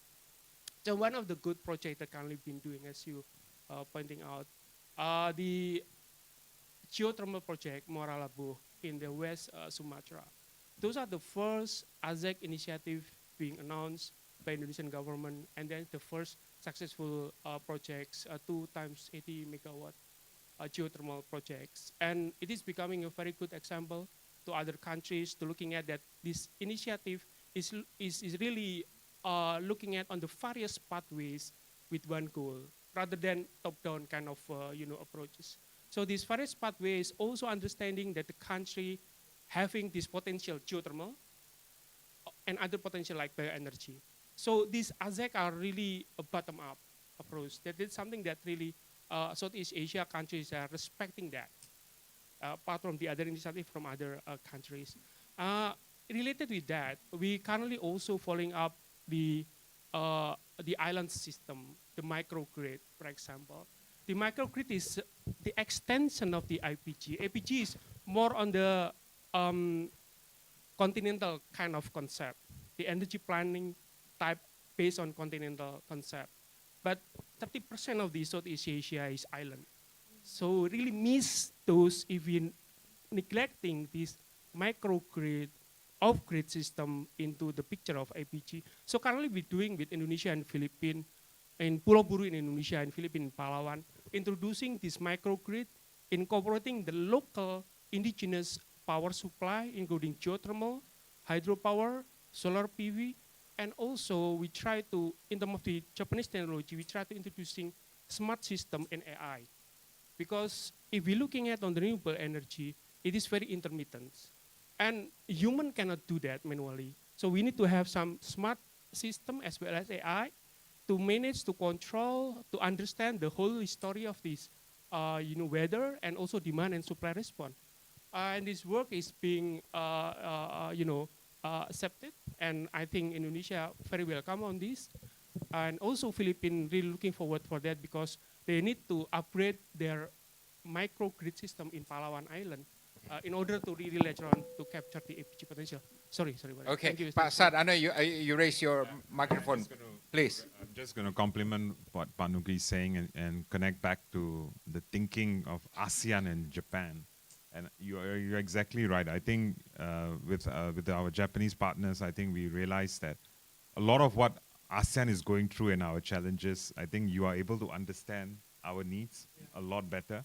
So for example, because ASEAN needs more than 3 times the amount of power from today to 2050, as what Pak Nuki says, we are also cognizant that we cannot just do away with fossils. But Japan is also in the same light as us, because Japan doesn't have to, you also import all of your energy sources most of the time for your own energy needs. Because of that, I think we are able to sit and co-create solutions that are more practical, more useful. And a lot of our programs, especially on the energy side, I think we have worked out very well. Another example I can think of is on the transport side. After we came out with the ASEAN Carbon Neutral Strategy, one of the important strategies in there is also to look at beyond EV. Right? And when we are looking at beyond, because EV is suitable for Singapore, yes, small island, easy to set up. But when you try to do EV across ASEAN, it's a challenge. It's not that easy. And the carbon footprint is very high and the cost is very high. And then we have started looking at other developing countries, how are they overcoming decarbonization of transport. We actually saw places like Brazil, where they have mixed engines, where there are cars that are imported into Brazil are able to use oil, gas, biofuels, right? Even down the road, hydrogen, and they use the existing infrastructure. They don't set up a separate infrastructure. But when we were speaking to so many developing partners, come and help us to think through this, they couldn't accept because everybody was in the rhetoric in the air about EV. But there was one country that came forward and was willing to sit down and talk to us. Japan. Japan understood it, and in fact, some of their largest companies, like Toyota, are not putting wholeheartedly just into EV. They are looking equally well into biofuels and the alternatives, So I think it's this kind of ability to adjust and see what we need and not just follow the trend, whatever the cost may be. I think that is not going to be palatable for ASEAN. We need to do things which are practical, what we can afford, like what Pak Nuki says, and then finding the partners who can understand us and who can also think like us and also have same challenges, I think is very helpful. And Japan is one of those partners where we inclusively can sit down and co-create with, You wanted to add? Yeah, please. I think regarding EV is a very important, interesting issue to really think about. I think the introduction of EV give a lot of totally different context to the automotive industry in various ASEAN countries. Thailand has a different situation because they already have existing supporting industry, but with EV coming in, then how the traditional supporting industry can cope with that. Vietnam has its own maybe being fast, and then it has a very interesting way of managing doing that because it's a kind of financed by the kind of real estate kind of that the giant, and then but it import various parts and components from abroad. So how to internalize it is very important. I think Indonesia also has its own thinking because you have a kind of the lithium, but yeah.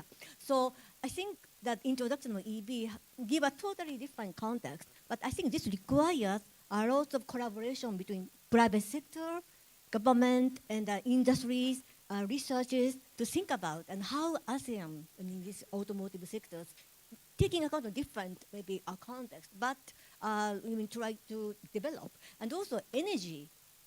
So for the source of energy of EV, no? So that we have to think about a lot. Yes, this is what I think. The other thing, if I may, so far we had a lot of two nice things about Japan, but I want to know that because you've been like Nuki-san and also Shin-san are looking at various partners together, and then where do you think that we really have to improve to really make this co-creation approach? Because that I think that, well, Sakeda-san said that we have capacity development, JICA or Japan may be good at working together, but there may be some maybe things to be improved, including private sector, academia. So comparing with the other partners, where is this kind of area where we have to kind of improve? Because I think we have to be honest about it. Sad, I think you have an answer to that? Yeah.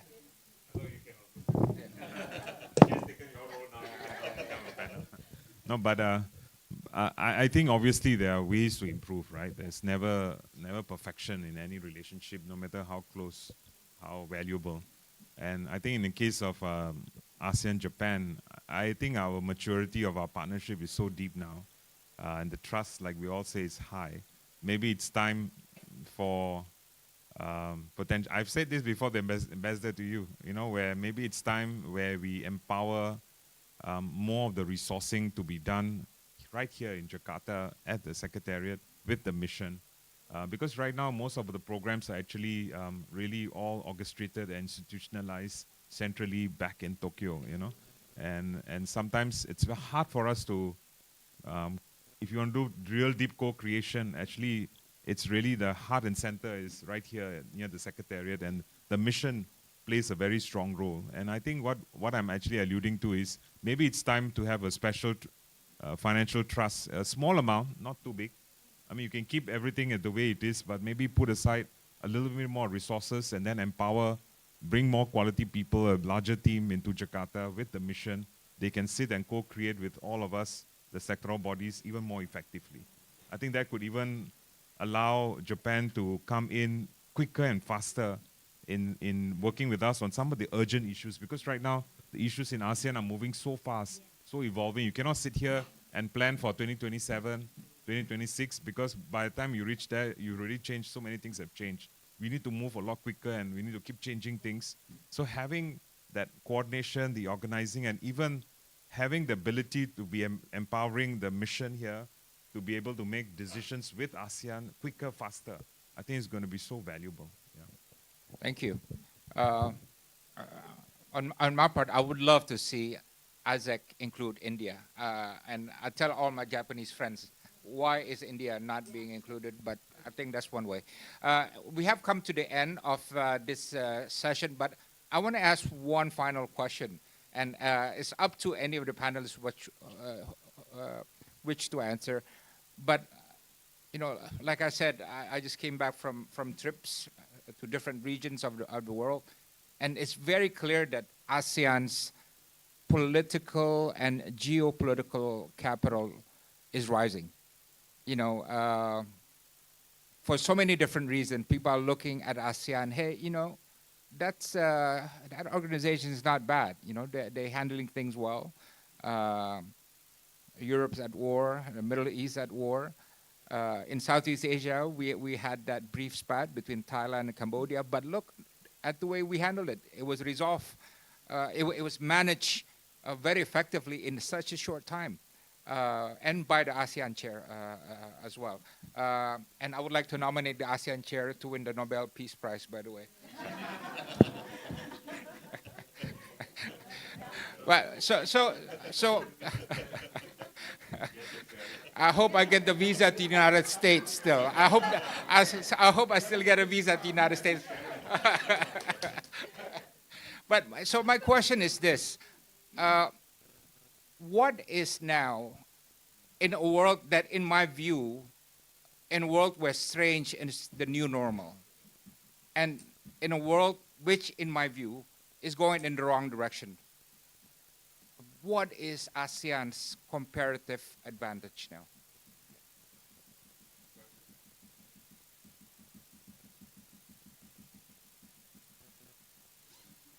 It's $100 for whoever answers this question. Yeah. I think ASEAN's comparative advantage is that, as you said, that ASEAN is a very diverse. You are very good at managing the diversities, and then the unity, and then strong ownership, and with actual real achievement, not just a talk and meeting and conferences. So I think you have really shown that over the past, after the World War II, a different degree of development by each country, but you have ASEAN allowing a different space, a speed of the integration. And now everybody in Southeast Asia is the ASEAN members. So those tolerance and patience, and then working together, and then allowing diversity, and then actually delivering the result. That is a very strong aspect of ASEAN. And so there's a deeper integration, broader integration. This is why I think that other regions, particularly I talked about the African country, really admire the ASEAN's achievement. I think they are now going through regional integration, economic integration, AFCFTA, African Continental Free Trade Areas. They know EU model. It is more rule-based, very kind of strict, but I think that they are also looking at a different alternative model, because ASEAN by step, you have kind of made kind of those integration with looking at the real sector. First going to trade and investment, and then you at the same time creating those system. So I think this kind of unity amid of diversity is a really strong thing. And then, so this is why I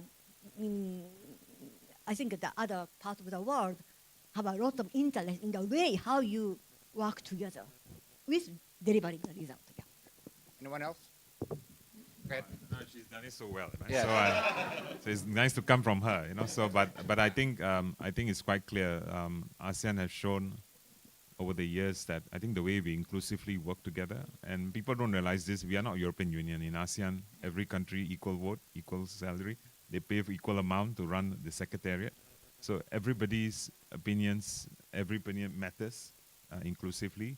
Yeah, in the past, people used to say that, oh, we move a bit slower, we can't move equally fast. But I think the way we have moved, while we may take a little bit longer, but actually when we move, we all move. There's no retracting, you know. And I think that matters. And you can see today in many other multilaterals, there's a lot of retraction, right? A lot of breakaway. But I think we have shown that even though we take a little bit longer to come to consensus, with consensus, we move with a resolute way. And I think, if anything, within ASEAN itself, we all realize that individual countries, yes, we are important, we are growing. But again, with the geoeconomics that's happening around us, we really need the family. The ASEAN family really comes in handy when you deal with the geoeconomics out there. So I think both of these factors potentially are going to help us to move more deliberately to deal with these challenges. Yeah. So in this discussion, obviously, for this time, the lady does not have the last word. The man have the last word. So unless, do you have anything to add? What were you? Anything on your mind? No, I think for ASEAN's comparative advantage is our belief in the model that we're developing, right? You know, I've been in times when ASEAN was dismissed. Oh, those guys didn't do anything bold. Oh, those guys can't make decisions, and so on and so on. But no, like Sat says, you know, there's wisdom in this, right? Different regions have different personality, which means what? They have to evolve their own models. And our ability to believe in the models that we are developing. And to be honest, there are no other regions in the world, not EU, not African Union, not SARC, and so on, that is developing the kind of models and institutions and networking that ASEAN is developing. And we're not being arrogant about it, but we're just saying that, look, we take our time and we believe in the virtue of what we're doing. So I think that's the, what do you call it? I think that's the ASEAN comparative advantage. Yeah. So with that, I'll close. Thank you very much. Let's give a big hand to all the panelists here.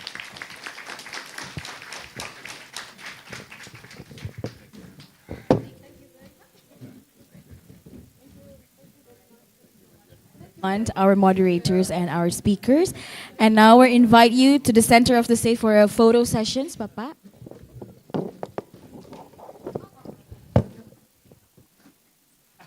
Please our photographer to take a moment for a photo. Pictures, yeah. All right. Please look at the camera in front. All right, everyone, move forward a bit to the left. Yes. Yes. Amazing. Look at the camera. And 3. Another one. One more time.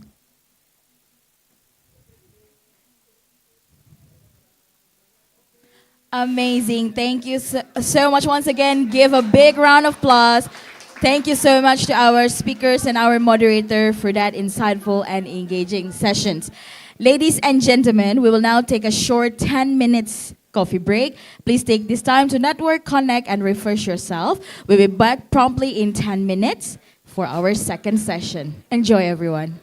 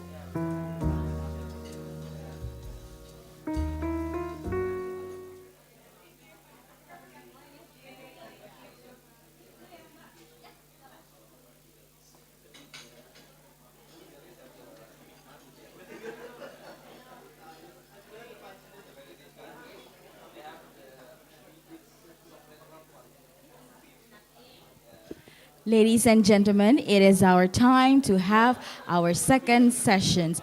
Everyone on the break room, please remain seated for our next session. Thank you.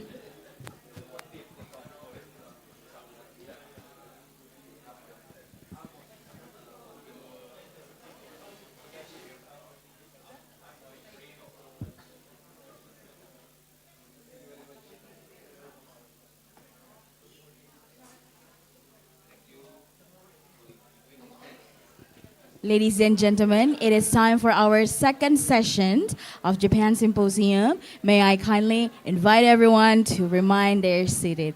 Thank you so much.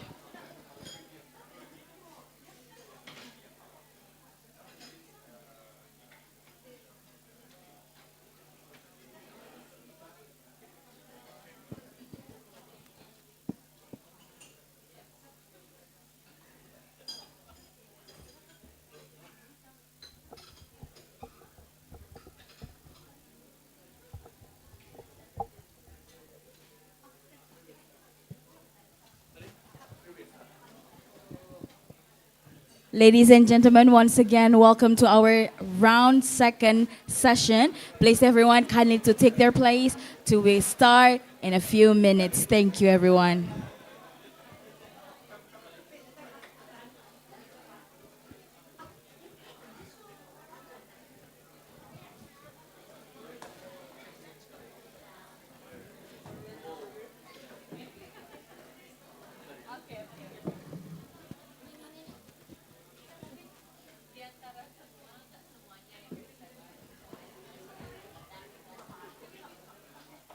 Once again, ladies and gentlemen, it is time for our second session.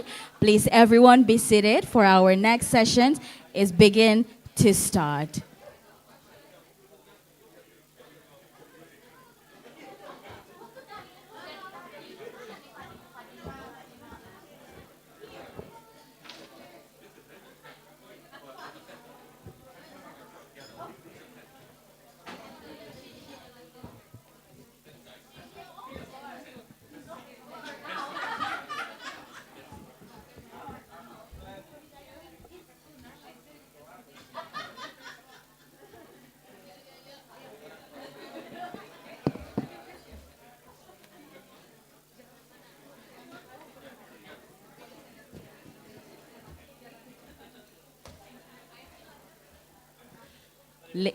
Ladies and gentlemen, please take your seat as we begin very shortly to our second session of today's event.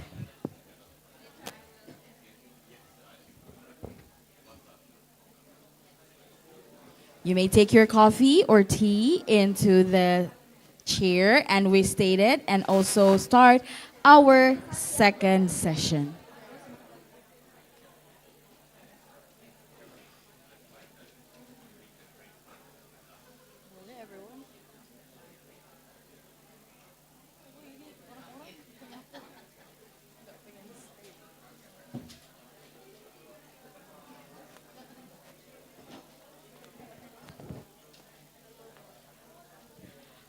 Welcome back, everyone. Ladies and gentlemen, we begin our second session of today's. Our second session this afternoon will focus on ASEAN and Japan in era of geoeconomic. To begin our sessions, we invite Her Excellency Dia Roro Esti Widya Putri, Vice Minister of State of Indonesia, for her opening remark. Be my guest.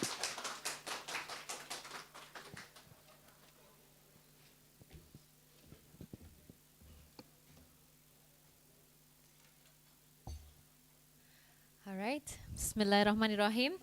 Assalamualaikum warahmatullahi wabarakatuh. May peace and blessings be upon you all.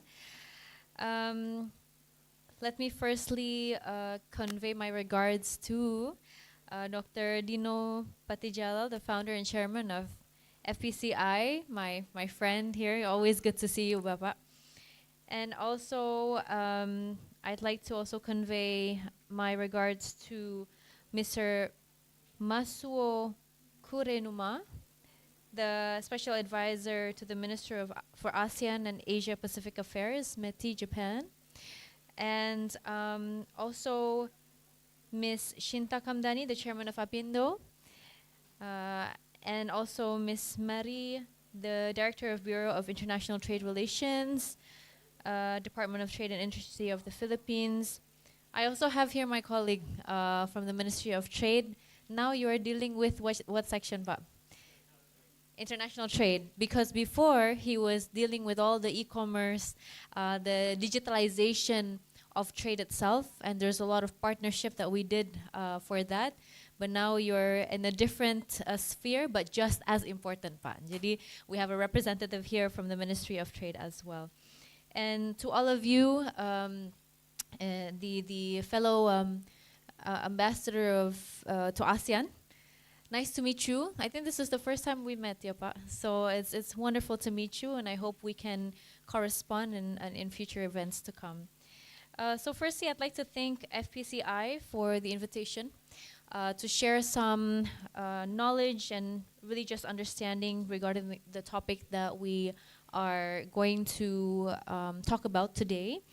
And firstly, you know, I'd like to emphasize that ASEAN and Japan have a long-standing relationship which started with the informal dialogue relations back in 1973, which has later formalized itself on March of 1977. So yes, we've had quite an extensive history as well.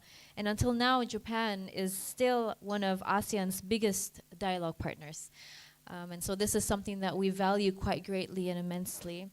The economic relationship between ASEAN and Japan, this remains fundamental to regional stability in general. So when we look at the statistics in 2024, there's a two-way trade between our regions, which has reached around 236.4 billion US dollars, with total foreign direct investments, or FDI, from Japan into ASEAN, which is valued at 17.5 billion US dollars. So these are really just the magnitude of trade that we have so far with Japan. And this in itself has positioned Japan as ASEAN's fourth largest trading partner and fifth largest source of foreign direct investment last year. And our trade composition underscores deep integration. ASEAN's top exports in 2024 includes petroleum gases, electronic integrated circuits, and coal. These are still really just the conventional sources in which we've been trading for quite some time now, while the top imports from Japan includes electronic integrated circuits, motor vehicles, and transistors, and so forth. Ladies and gentlemen, the global economic and trading system is facing its most severe challenges since the establishment of the World Trade Organization in 1995.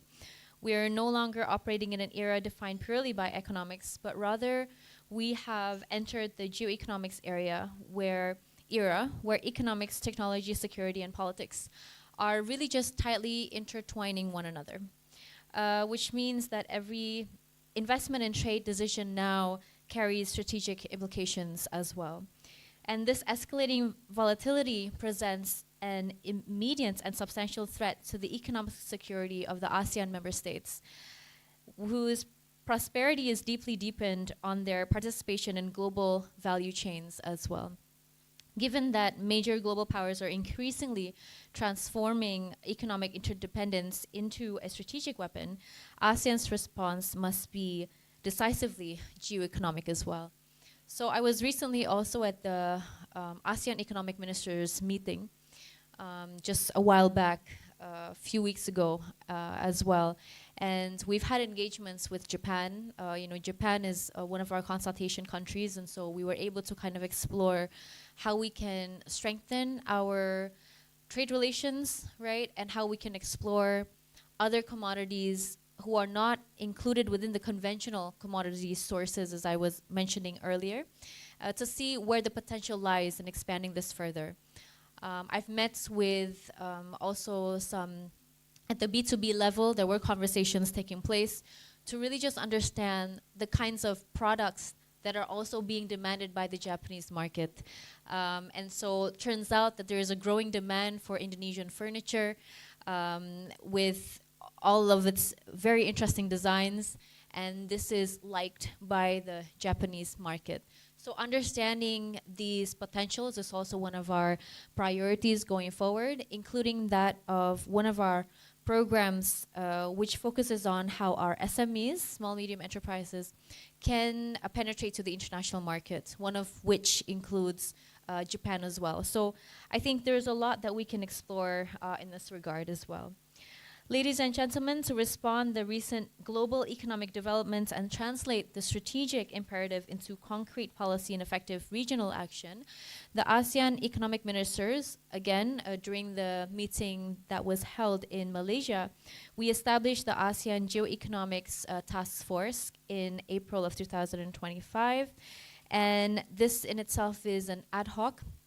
So we kind of pushed this forward during the ASEAN Economic Ministers Retreat. So this happened in Johor. We had a conversation with the ASEAN member states regarding the importance of having this kind of task force, which can then talk about the important strategies which need to come into play in response to the current geopolitical situation. And so how the importance of ASEAN coming together, the importance of keeping that sense of unity and thriving irrespective of everything that is happening geopolitically.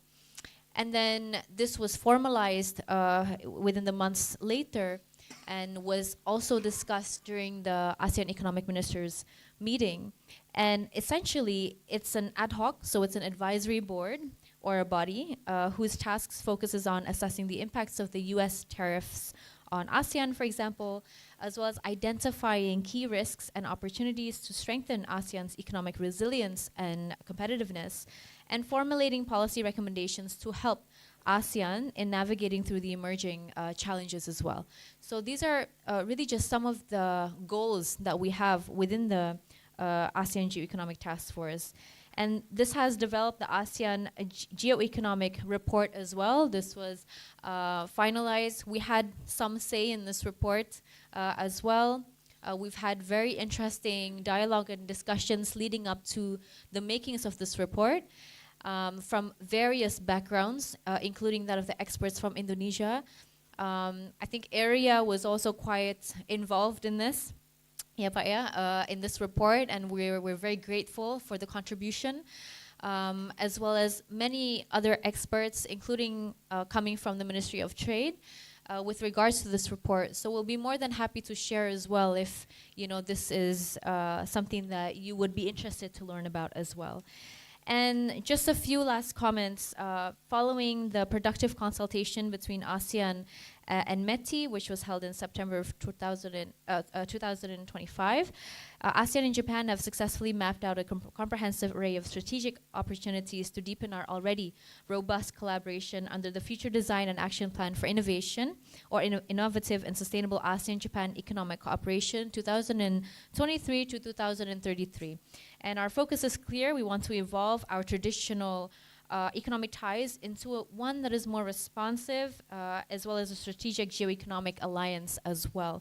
And this evolution is being driven by 5 interlinked priorities. Just very quickly, I want to highlight firstly, in which focuses on really just driving innovation for supply chain resilience. I think this collaboration is essential. Secondly, in accelerating digital transformation, ASEAN and Japan recognizes the paramount importance of digitalizing our economies to ensure more efficient and effective trading facilitation. ASEAN and Japan ministers have also welcomed the ASEAN-Japan AI innovation and co-creating roadmap. And so this is something that I think we could expand further as well. Thirdly, to embrace the energy transition. We know that Indonesia is one of the signatories of the Paris Agreement. We've committed to this goal, and I think there were a lot of conversations, whether it be through the ASEAN meetings and also the APEC meetings, with response to how countries across the world need to cooperate with one another in ensuring that the energy transition actually happens. And so transfer of knowledge is a necessity, as well as understanding the various potentials that come with it. Indonesia, 30% of our emissions come from the energy sector.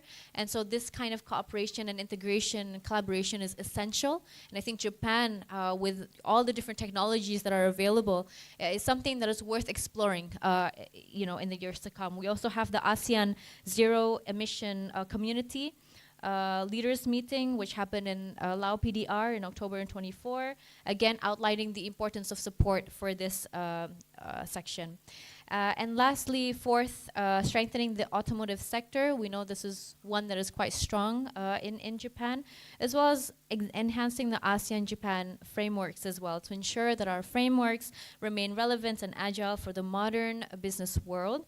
ASEAN and Japan need to explore the possibility of updating rules and standards in existing agreements, such as the ASEAN-Japan Comprehensive Economic Partnership and the Regional Comprehensive Economic Partnership. We also had a meeting specifically within the RCEP countries, and this, including that of Japan, have contributed very immense and important inputs. And this is something that we need to kind of follow up going forward. So I think outside of the ministerial level meetings comes the follow-up, which is just as important. I think all in all, we have to be ready to do the work, which means that we need to go beyond the conventional measures of doing things, and making sure that we are approaching the right people, we are talking to the right people, and we are ensuring that those conversations are taking place, but also ensuring that the implementation is also happening. Because conversations are just a starter, right? But after that, we need to make sure that, okay, how is this being implemented? And also making sure that we are keeping tabs. For example, how are we utilizing the existing trade mechanisms and trade agreements, including that of the ASEAN-Japan economic partnerships and so forth. So again, there's a lot of homework, but I'm very sure that recognizing what our roles are individually, we can come together and we can find the right answers, and we can find the right solutions as well going forward. That is all from me. Thank you. I wish you a productive conversation. Wassalamualaikum warahmatullahi wabarakatuh. May peace and blessings be upon you. Thank you so much, Vice Minister Diaroro. Please still on the stage as we're gonna take a group picture together. Also, I invited Ms. Marie Sherlyn Acquia to on the stage for photos, and also Ms. Sinta Kamdani for a photo, and follow it by Dr. Johnny to on the stage for a group photo sessions together. Yes, seated, please. Yes, Vice Minister, yes. Yeah, and also invited through online, Mr.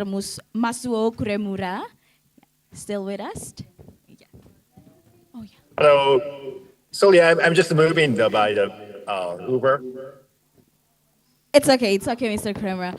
All right, so everyone please take a look at the camera. Yes, this is the officials. All right.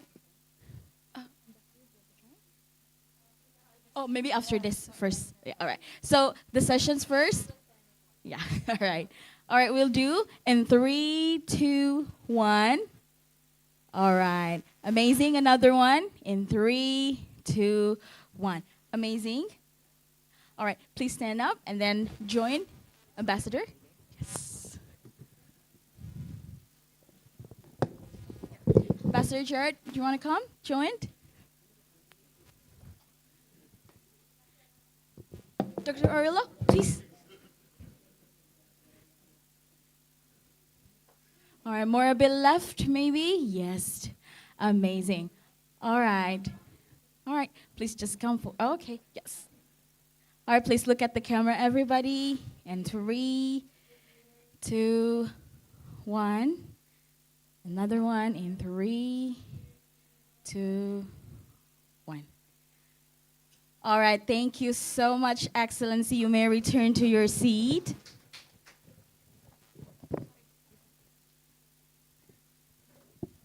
Thank you so much, Vice Minister Diaroro, for your opening remarks. And thank you for coming and joined as Her Excellency go again to the next agenda. Thank you so much, Excellencies.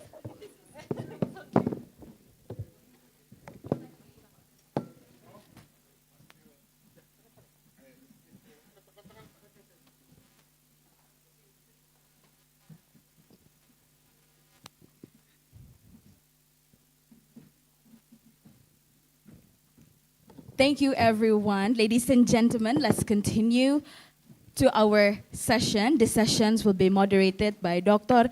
Dionysius A. Narjoko, Senior Economist at AREA, Ms. Marie Sherilyn Acquia, Director of the Bureau of International Trade Relations, Department of Trade and Industry of the Philippines, and Ms. Sinta Kamdani, Chairman of Apindo and CEO of Sintesa Group. And also please welcome Ms. Masuo Kuremura, Special Advisor for the Minister for ASEAN and Asia Pacific Affairs, METI Japan, and Executive Director for Asia Pacific JETRO Singapore, who is joining us online via Zoom.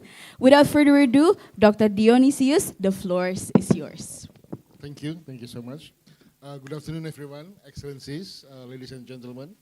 So, understand that we don't have much time because Ibu Shinta here has to go around 5 p.m. So, setting the scene, this session, you know, we comes into the topic or questions about ASEAN and Japan in geoeconomics era. Now, Pak Dino, Excellencies, Vice Ministers, Pak Aladdin, all mentions, you know, what happened these days, and everyone knows. But I guess the most important point is that while the global situation is moving away from the economic rationale, and this is really challenging because all of the cooperation result, including ASEAN and Japan, has been always based on openness, multilateralism, and rule-based. Right? So that is the real challenge that we are facing now. But again, as Excellencies Vice Minister mentions, the work of ASEAN Geoeconomics Task Force actually revealed there is a potential benefit lies underneath all of these chaotic situations. So it's a bit blessing of disguise if ASEAN would like to move on to the reform level. So, and here this is important if you are talking in respect to the ASEAN-Japan relationship. Again, as many in this previous panel and also Excellencies mentions that as Japan has been and always still up to now one of the largest contributors to the process of integration within ASEAN. So in the respect, you know, we have chaotic global situations, but there is potential benefit, opportunities. ASEAN-Japan has built something else. So the sort of general questions to this session is, what is more that we can do, you know, for the future of ASEAN-Japan co-creations? From this, let me now move to our panelists. We have excellent panelists today to talk more about this. Let me start with Ms. Marie Sherilyn de Acquia, the director. She's the director of Bureau of International Trade Relations, the Department of Trade and Industry, the Philippines. I guess the question for you, Lynn, is more on the what would be the initiatives for in the futures, and in respect to the Philippine ASEAN chairmanship next year, you know, if you can share with us what will be the view of Philippines in moving further on this. Thank you. Please, maybe 5 to 10 minutes. Thank you, Pat Donnie, and I'd like to start by thanking the organizers for inviting the Philippines to participate here. Excellencies, the first session was excellent. There were so many very good ideas, and we are excited to contribute to ASEAN's integration through our chairship next year. So next year, I think the President Marcos has already mentioned the theme that we will use. It is navigating our future together. And it's more to allude, of course, to the first year of implementation of the ASEAN Community Vision 2045, as well as the strategic action plan under the economic pillar. So I'll talk more about the economic pillar because that's where my work is concentrated on. And for our strategic thrusts, we have 5 overall thrusts or priorities. Firstly is on strengthening trade and investment linkages. Second is on advancing digital integration. Third is on innovation, creative economies and innovation. Another priority is on micro and small medium enterprise development, which is integrating the ASEAN agenda on MSMEs. There's a lot of initiatives on MISMEs in ASEAN, but we feel that there is more that we can do to integrate them, make it more coherent. And then last is more of, we say, a continuity of this year's theme of Malaysia on sustainability and inclusion, and this is to accelerate sustainable and inclusive economies. So all of this, we're looking at maybe 17 to 18 priority economic deliverables. Malaysia had 17. They were able to complete substantially all of the deliverables. Next year, I think one particular deliverable that I think would be interesting for ASEAN-Japan would be on under strengthening trade and investment linkages, the priority economic deliverable on strategic trade management. And this is more in the area of ensuring that dual-use products and goods are used so they do not land on rogue countries. They're not used for war. They're not used for any other unintended, I would say, they're not used for other areas where they should not be used. So this is more on the economic security side, yes. So those are our priorities, but really it's, because it's under the economic pillar, our objective is to contribute to the implementation of the ASEAN Community Vision, which is to bring more prosperity to everyone, to all the stakeholders, not just the businesses who are operating within ASEAN or ASEAN businesses, but also to the person, to the ASEAN citizen. I think that's important. We are aiming to be the 4th largest economy in the region. And what does it mean? That means that they're all prosperous. We can be even more powerful if everyone is prosperous. I think that's the important thing, to bring prosperity to everyone. Then another thing that I would like to talk about is on digitalization. That's one of the important priorities of the Philippines. And one of the economic deliverables we're looking at is on the signing of the Digital Economy Framework Agreement. It was mentioned earlier during session 1. I think the future of trade is digital. The future of trade is green. So our contribution would be to come up with the Digital Economy Framework Agreement ahead of all the other regional groupings. So even ahead of the WTO, it will be a very important agreement that ASEAN can conclude.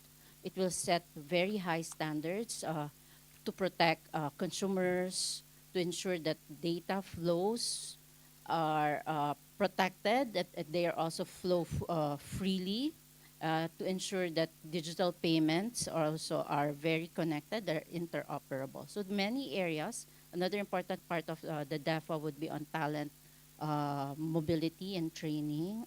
Not many digital economy agreements or chapters in FTAs have that element on digital talent. So DEFA is unique because I think it's the only one. I've negotiated other agreements. It's the only one that has focused on digital talent.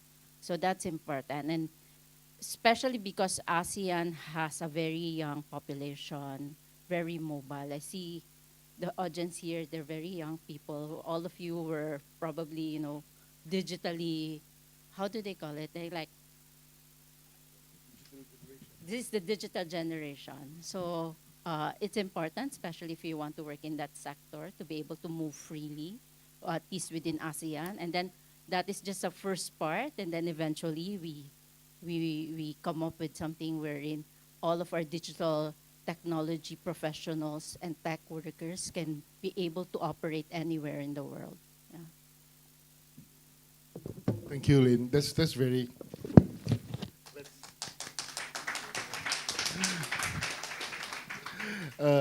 I guess sharing the confidence from Ambassador is that's very important. What do you call that?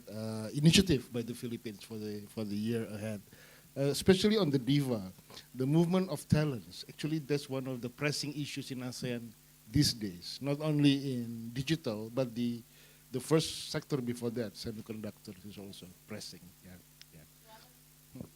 Talking about the strategic trade management, it's also related to semiconductors, because if this is a very important region for semiconductors, and the elements that are the products on semiconductors can be used in many ways. So if you have a strategic trade management framework, that means that you're also ensuring that these products do not land in other ways. Yeah.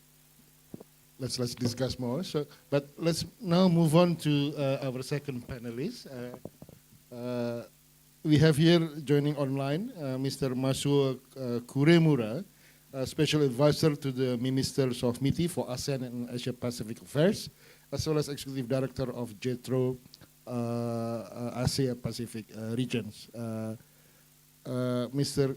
Kuremura, so maybe question for you is more on, first, what would be the better approach for furthering ASEAN-Japan relationship? And second, what will be the key areas or initiative or proposal for the future ASEAN-Japan relationship? Mr. Kuremura, are you? Yeah. Thank you for taking time to the story. No, it's okay. Can you hear me? Yeah, sure, please. Yeah. Yeah, and so my name is Masu Kuremura, the special advisor to the minister meeting. And in my charge, so I'm advancing the four pillar between the Japan and ASEAN economy. The first one is so supply chain, the resilience. The second one is innovation. The third one is the digital. The last one is ASIC and energy. And today's theme is, I think, the supply chain resiliency. That's a very effective collaboration between the Japan and the ASEAN. And so, first of all, so we need to recognize so ASEAN economic situation.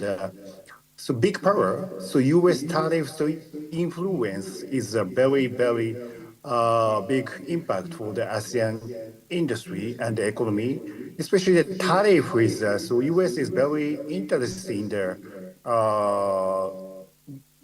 shipment from the Chinese cheap product to the US market. And this is one was a very concerned from the US side. And also the other thing, the concern is very from the China and the overcapacity problem, and also dumping the very cheap product and to the ASEAN market. I think we solved to these kind of the problem and connected the more advanced collaboration between the Japan and ASEAN. By the way, to answer the question, so we need to figure out to the more bilaterally and Japan, each ASEAN country, which region interested between each other.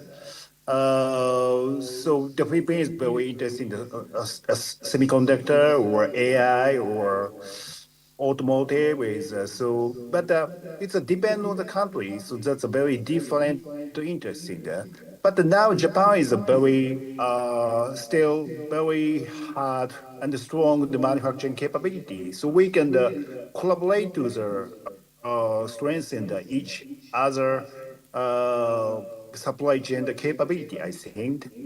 And this activity is very moving to the more industry structure to become the value add. And also that's the kind of the supply chain issue is very connected to digital innovative activities such as AI and the data center or digital investment plan. So now we are very thinking of the so new type of the LLM model and contribute to the AI. That's kind of the region is we can collaborate more Japan, ASEAN, I think. Anyway, that we are very start to the advance of collaboration, the strength supply chain. And of course, the first step is, of course, we are bilaterally. But finally, we are making the more rule-based measurement for the prevent the dumping issue or reshipment issue to the U.S. Prevent the U.S. Tariff issue. And but anyway, so the first step is bilaterally. The second step is more rule-based measurement, I think. Thank you so much.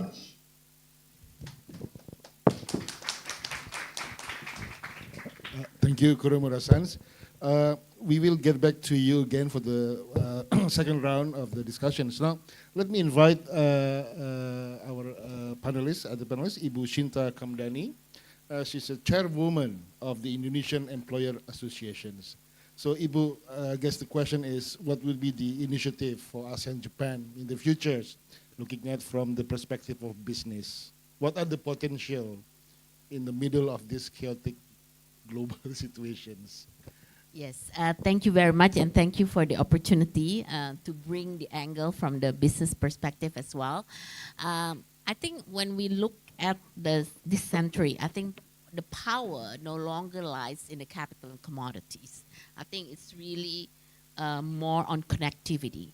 So the capacity to build trust across the borders, to align standards, and really to synchronize innovation are really keys. And this is where the future of ASEAN-Japan co-creation, what we talk about co-creation, is actually the resilience will depend on the networks that we wave.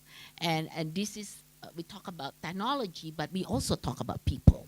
So I wanted to perhaps divide to three items. One, when we talk about the economic security, how can ASEAN and Japan cooperation strengthen the supply chain autonomy? And I think, autonomy while maintaining its openness and avoiding the blocks, because now it's all going into blocks. And I think we, as business, we always look at it, we must shift from what we call the just in time to more just in case. Because just in time, everything is before about efficiency, you know, you wanted less infantry. And so now it's not. It's about diversifying the supply chains. So when we look at the just in case approach, is the building the buffers now that alternative supplier, regional production hub, and reserve capacities. And I think ASEAN fast geography and Japan technological strength together can really create this balanced efficiency without vulnerability. So we look at it as more, how can this transition be a strategic preparedness, designing really supply chain that can absorb shocks without collapsing. So investing in really diversifying production, energy connectivity, we talk about digital logistics system, and we can really turn this volatility into a more source of adaptability. And I think with the ASEAN fast geography, the Japan advanced technology, we can really complement each other in really building this distributed, what we call resilience. And we move from always reactive crisis management to a more proactive risk governance. I think this is really the key. And I always say, this is what I like to talk about, efficiency is an evolution from what we call to more supply chain sovereignty, where resilience becomes really a measurable economic asset. And so we look into when we look at the Japan technical precision and ASEAN demographic, I call it a dual core supply system. And the dual core is where the Japan can bring really more the hardware to the innovation, the advanced R&D, the precision engineering and capital, where ASEAN actually bring the software of growth, which is, we talk about also the talent, the young talent, expanding the consumer bases, and abundant, of course, natural resources. And together, I think we can form what we call this dual core engine, which is capable to open such a economic order. And we may call it also an open autonomy, means really reliance and really remains outward looking. And it's really aligned with what the Japanese free and open Indo-Pacific and ASEAN outlook on the Indo-Pacific.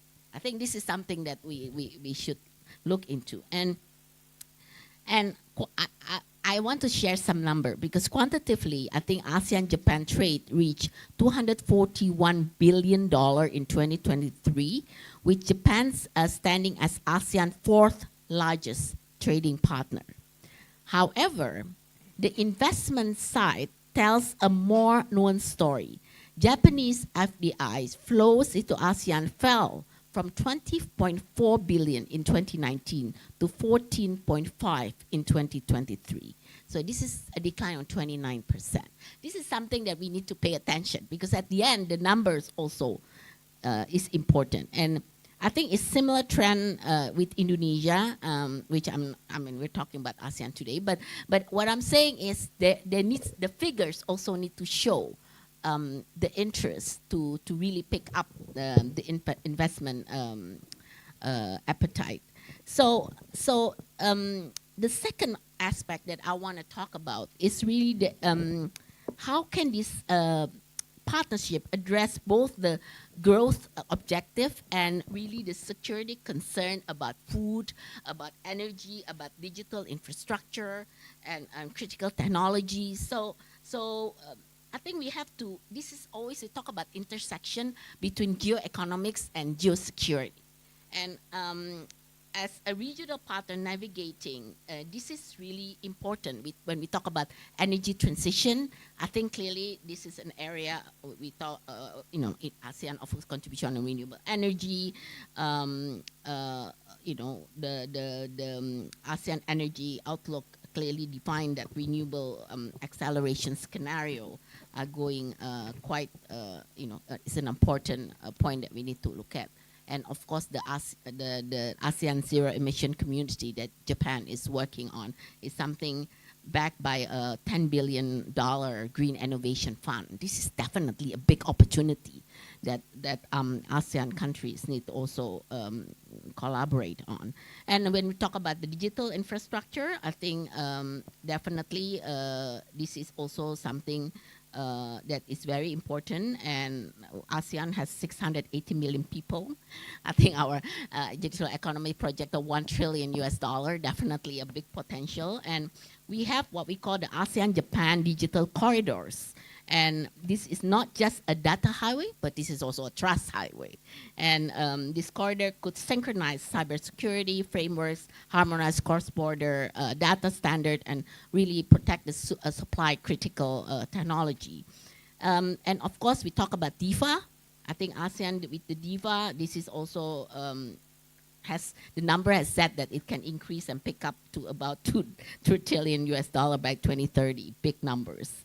And I think the governance aspect, transparency, I think it is always. But the third aspect is also the food security.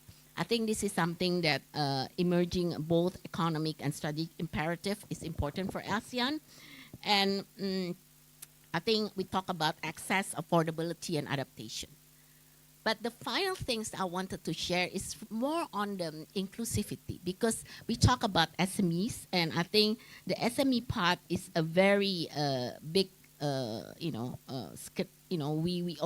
we really must build the value chain that include, not exclude. And I think MSME are the backbone of our ASEAN economy. So we have to talk about the MSME, and I think they have to be somehow be part of this value chain that we're talking about. And also, we must focus on the job creation and move from cheap labor to skilled labor. So this is when we talk about the training, the upscaling.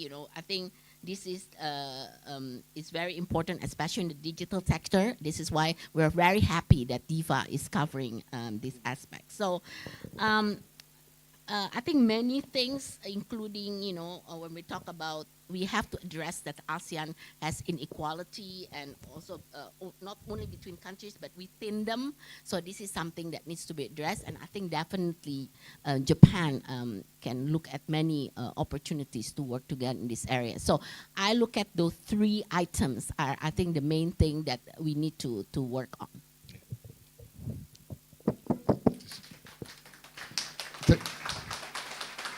Thank you, Ibu Sinta. I think that's wonderful, and to give Lynn and Philippines more what do you call that, input for the chairmanship, because this is business view.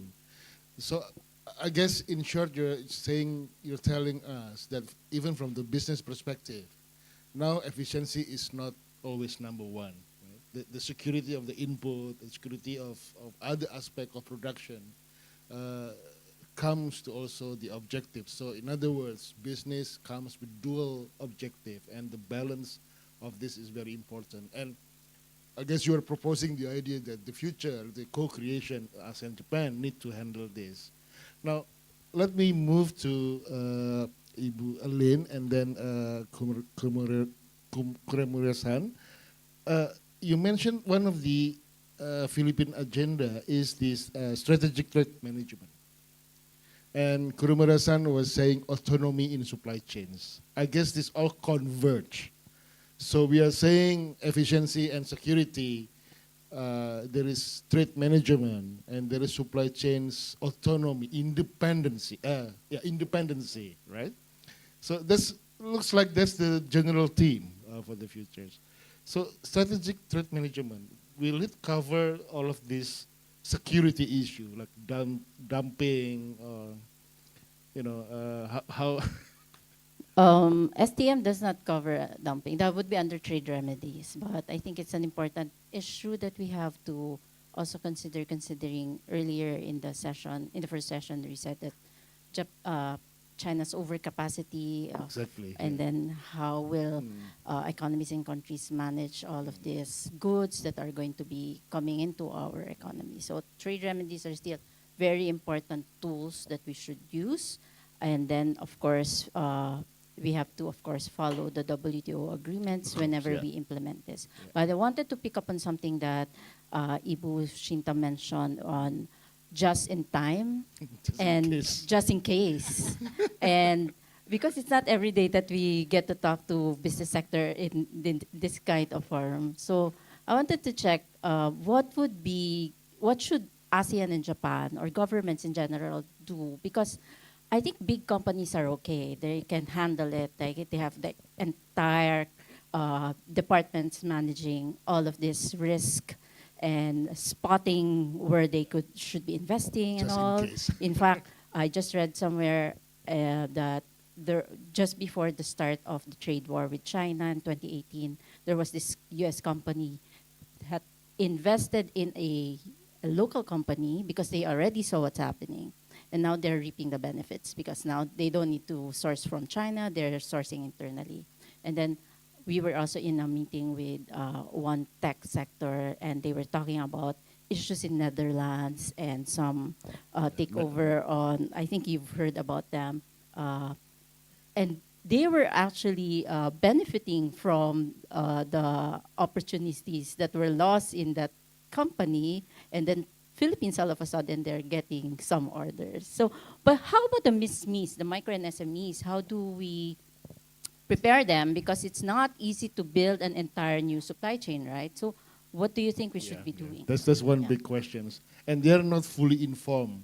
Yes, exactly. For this just in case things. I think that's a very difficult question because we all know when we talk about this, bringing in the SMEs are the hardest. What we're trying to work, at least with Indonesia right now, is bringing the SME as part of the supply chain of the big companies. Definitely, there has to be that kind of embracement of bringing them in because they can't work on their own. That's for sure.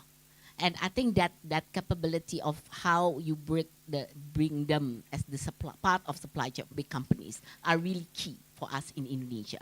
Our SMEs are increasing in numbers. It's 97% of our economy, and it's getting harder and harder because right now Indonesia also have challenges in terms of creation of the real formal economy, the formal jobs. So this is where the SMEs is become bigger. So we are now creating really models of working and how the SME are bring by the big company. That's the only way, Lynn. It's going to be very difficult. We've tried, I think, models in which I sit also in ABAC, and we look at connectivity between SMEs and so forth in the region, and so, but it's tough. It's not going to be easy, especially when we talk about just in time, just in case. This is really we're talking about more on the big corporation that can really start. Yeah, Kuromura-san, if you don't mind me asking, because you're also directing JETRO in Asia Pacific, right? So how would the Japan business can help ASEAN SMEs to weather this sort of crisis? Try to invite them into the supply chains. Please, Kuromura-san. Yeah, thank you, Tony-san, the question there. So I have the two view of the collaboration between Japanese company and also ASEAN SME. The first one is the innovation part. So now we are already having some of the fast track pitch is the kind of the more innovation pitch between the Japanese company, also ASEAN SME, also ASEAN startups. This is a Japanese company is a very has a big resource, but so they need more figure out to the new application and to the solve to the ASEAN the social challenge. This is one of the very big opportunity to the collaborate with each other. And the second one is manufacturing the collaboration. And in my experience, I was used to be director of the aerospace and defense in the Betty, and now US and EU can manufacture enough to the very increased demand, especially so not only the defense but also aerospace and the more close to the economic security region. So demand is very expanding, but also very limited manufacturing capability within the US and EU.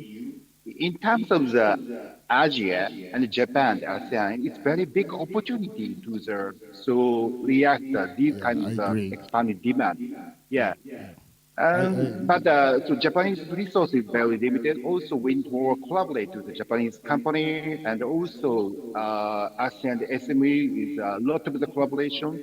For example, so we are very eager to the very best kind of manufacturing, casting and forging is very big opportunity to increase our manufacturing capability to demand economic national security vision.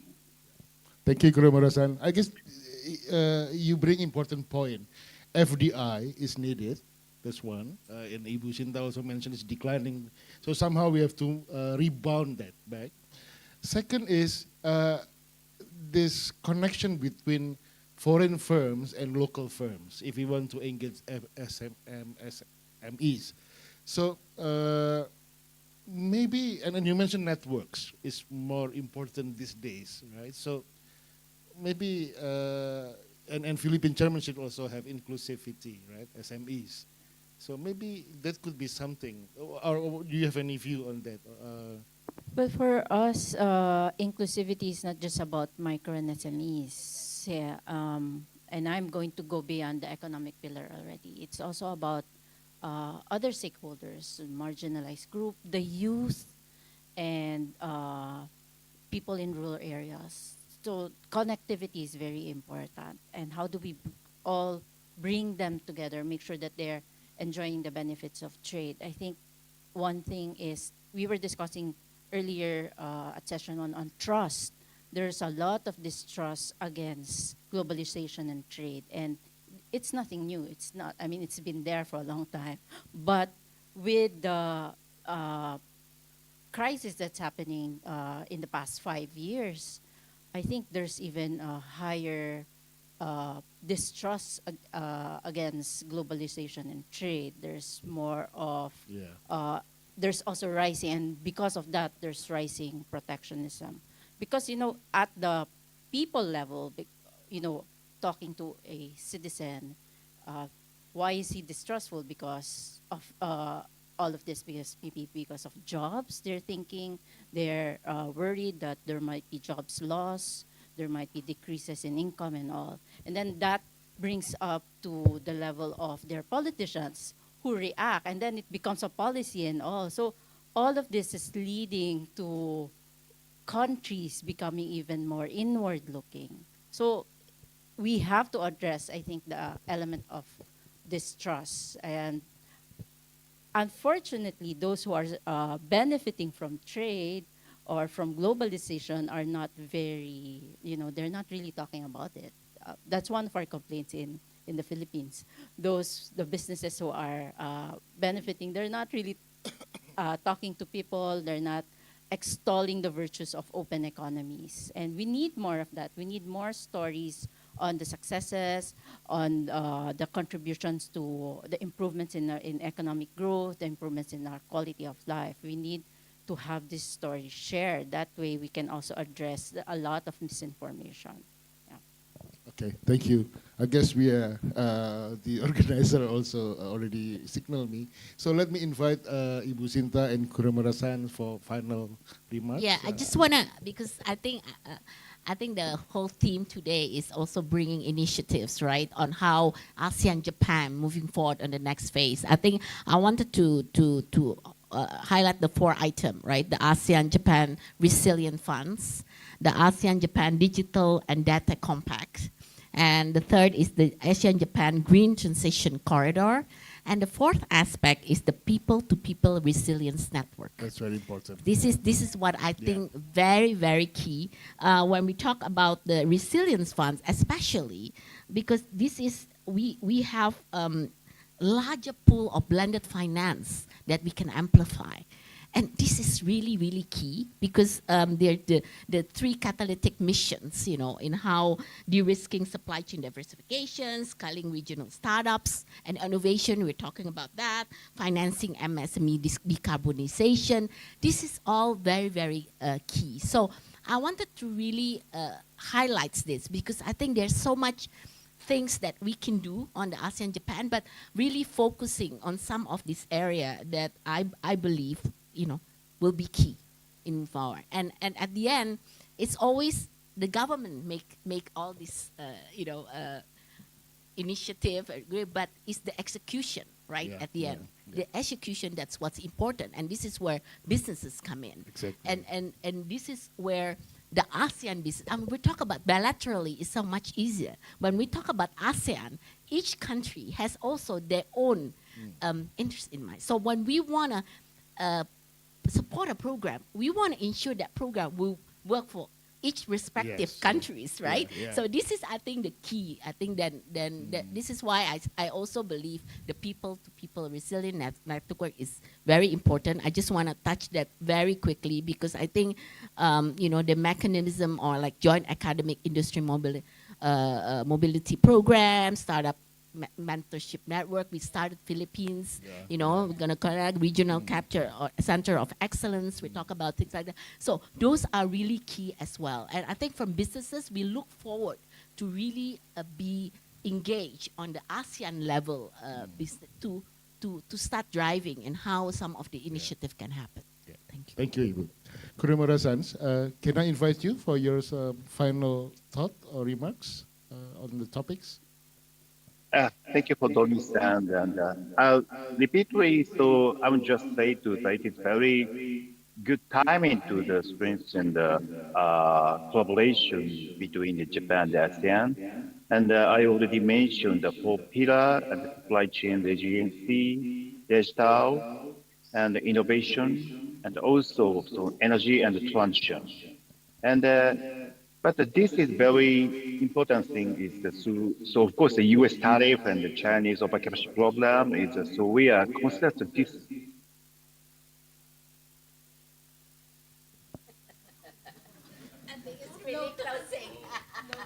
Digital connectivity. Also very important. Also, rule-based investment is very important thing. So now we are very good collaboration, of course, bilaterally, and leveraging each industry policy to the strengthen supply chain. Also, multilateral approach and AGSF is very important. The both is so simultaneously through advance of our collaboration in terms of rule base. Thanks so much. Thank you, Kremura-san. Okay, so yeah, with that, I guess before closing, there's a lot that we covered and a lot of new insights, and it doesn't do any justice, just 40 minutes talking about future of ASEAN-Japan, huge magnitude. But what we can learn now, actually, and this is important for the ASEAN-Japan in geoeconomics era, is no longer purely economics. This is just more than that, much more than that. And this will bring, actually, to start a lot of wider conversation, deeper conversations with the international relation, with social and others. So it's really cross-sectoral. It's no longer silos and everything. So I guess with that, let me close the session, and please give a big applause to our panelists.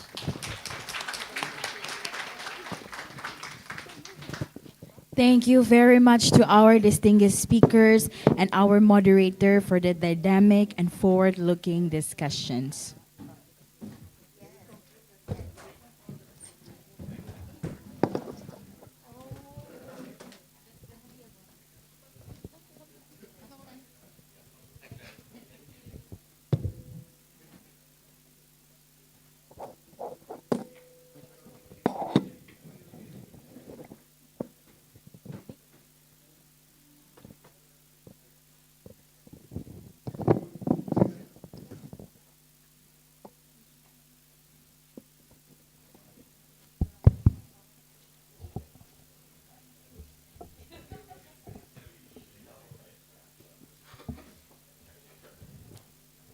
To conclude today's symposium, we invite Dr. Dino Patijalal, founder and chairman of FPCI, to deliver his closing remarks. Thank you, everybody. We have come to the end of our discussions today. I think everyone would agree that this has been very rich and rewarding discussions on ASEAN-Japan relations. I certainly learned a lot. But my closing remark is really not about ASEAN-Japan anymore. It's really about a friend of mine, a very special friend who's leaving us, Ambassador Kia-san. I want to say thank you so much for all your friendship, dedication, energy that you have shown to ASEAN-Japan relations. And actually, we made just a little something because I don't have a speech that would do justice to all the contribution that you've done. Yeah. So let's put on that video, which functions as my closing speech. Yeah. Ambassador Kia-san. On behalf of Foreign Policy Community of Indonesia, we would like to express our deepest gratitude for your service as Ambassador of Japan to ASEAN. We still remember the first ever collaboration between FPCI and the Mission of Japan to ASEAN under your leadership, which was the 50th year ASEAN-Japan Friendship and Cooperation Commemorative Symposium, which took place in 2023. That event became more than just a commemoration, it sparked an annual tradition, the ASEAN-Japan Symposium. This symposium now has become your legacy, a place for friendship, exchanges of ideas, and a laboratorium for new ideas and policies. Now we are embarking to 2025 Symposium, and this would be a remembrance about your creativity turned into a reality. Beyond the events, what we will remember most are the moments in between. A dinner at your residence with the FPCI team, a lighthearted conversation over coffee, and your genuine curiosity of Indonesia and the region. You have always attended our events, and we were so happy to have you with us. You leave behind not just milestones, but lasting friendship and a legacy that will continue to strengthen ASEAN-Japan for years to come. Thank you, Ambassador Kia, for your partnership, your leadership, and your friendship. Arigatou gozaimasu. I would like to express our utmost gratitude and appreciation for your dedication to enhancing relations between Japan and ASEAN. We have worked together on many issues, on many fronts. We have had countless dinners and dialogues, and we have found you to be an exceptionally amazing diplomat and a very fine representative of Japan in Jakarta and ASEAN. We love working with you. You are genuinely a person of goodwill. You are extremely energetic and constantly full of ideas. You're constantly trying to push boundaries of cooperation between Japan and ASEAN. You tirelessly represent Japan's face among ASEAN countries, and you project that face of goodwill very, very well. And the degree of trust that we have in you is simply unrivaled. So thank you so much for all your contribution to ASEAN, to enhancing Japan-ASEAN relations. And you have left a very important signature imprint in our relations, and we will miss you very, very much. So please know it that your hard work is very much appreciated by all of us, and we will remember you with love, with admiration, and you will always have in us staunch friends. Thank you very much, my friend, and let's stay in touch. Thank you, Kia-san.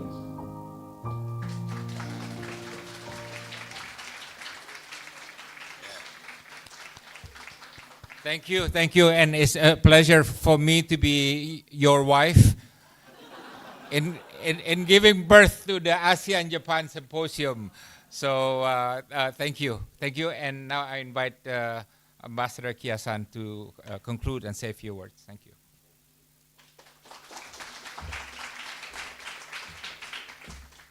So this vote of thanks to all of you, and well, first and foremost, thank you for the nice video and nice message. I want to say that this FPCI is a great partner, and it's a unthinkable think tank.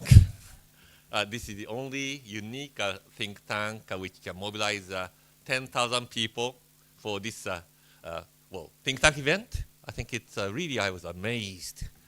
And I think the Ambassador Dino and the FPCI team is living a dream of say, mobilizing Indonesia, mobilizing and ASEAN to make them people's Indonesia, people's ASEAN.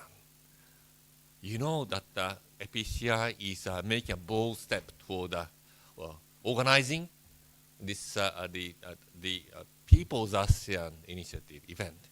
Really amazing.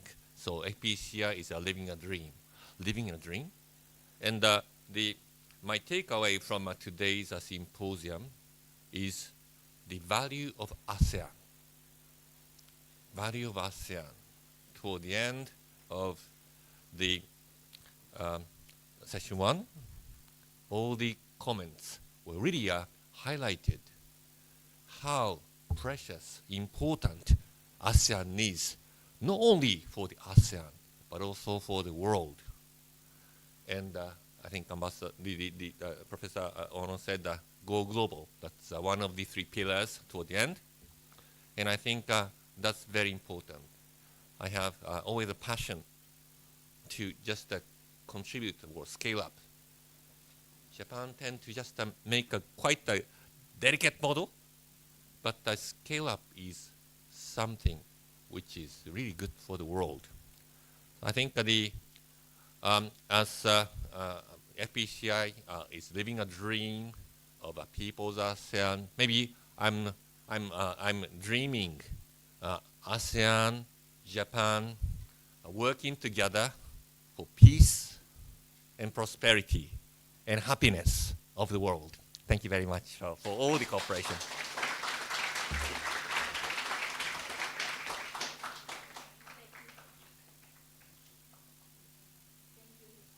Masahiko for the gracious closing words. Once again, please give a big round of applause for Ambassador Kia Masahiko. Ladies and gentlemen, as we close to the ASEAN-Japan Symposium Co-Creations of Era of Geoeconomics, allow me to express our deepest appreciation to all our distinguished speakers, moderators, and participants, both here in Jakarta and joining us virtually, for your valuable time, insight, and contribution throughout today's discussions. Today's symposium has reminded us from the strength of ASEAN-Japan partnership, a partnership rooted in true friendship, and share aspirations and of many possibilities that ahead when we work hand in hand to the spirit of co-creation. On behalf of FPCI, the missions of Japan to ASEAN, area, and GMT, thank you once again for being part of the meaningful event. Once again, I'm Gabriela Kisha, your Master of Ceremony today, wishing you everyone a wonderful evening and see you next time. Thank you, terima kasih, and arigato gozaimasu.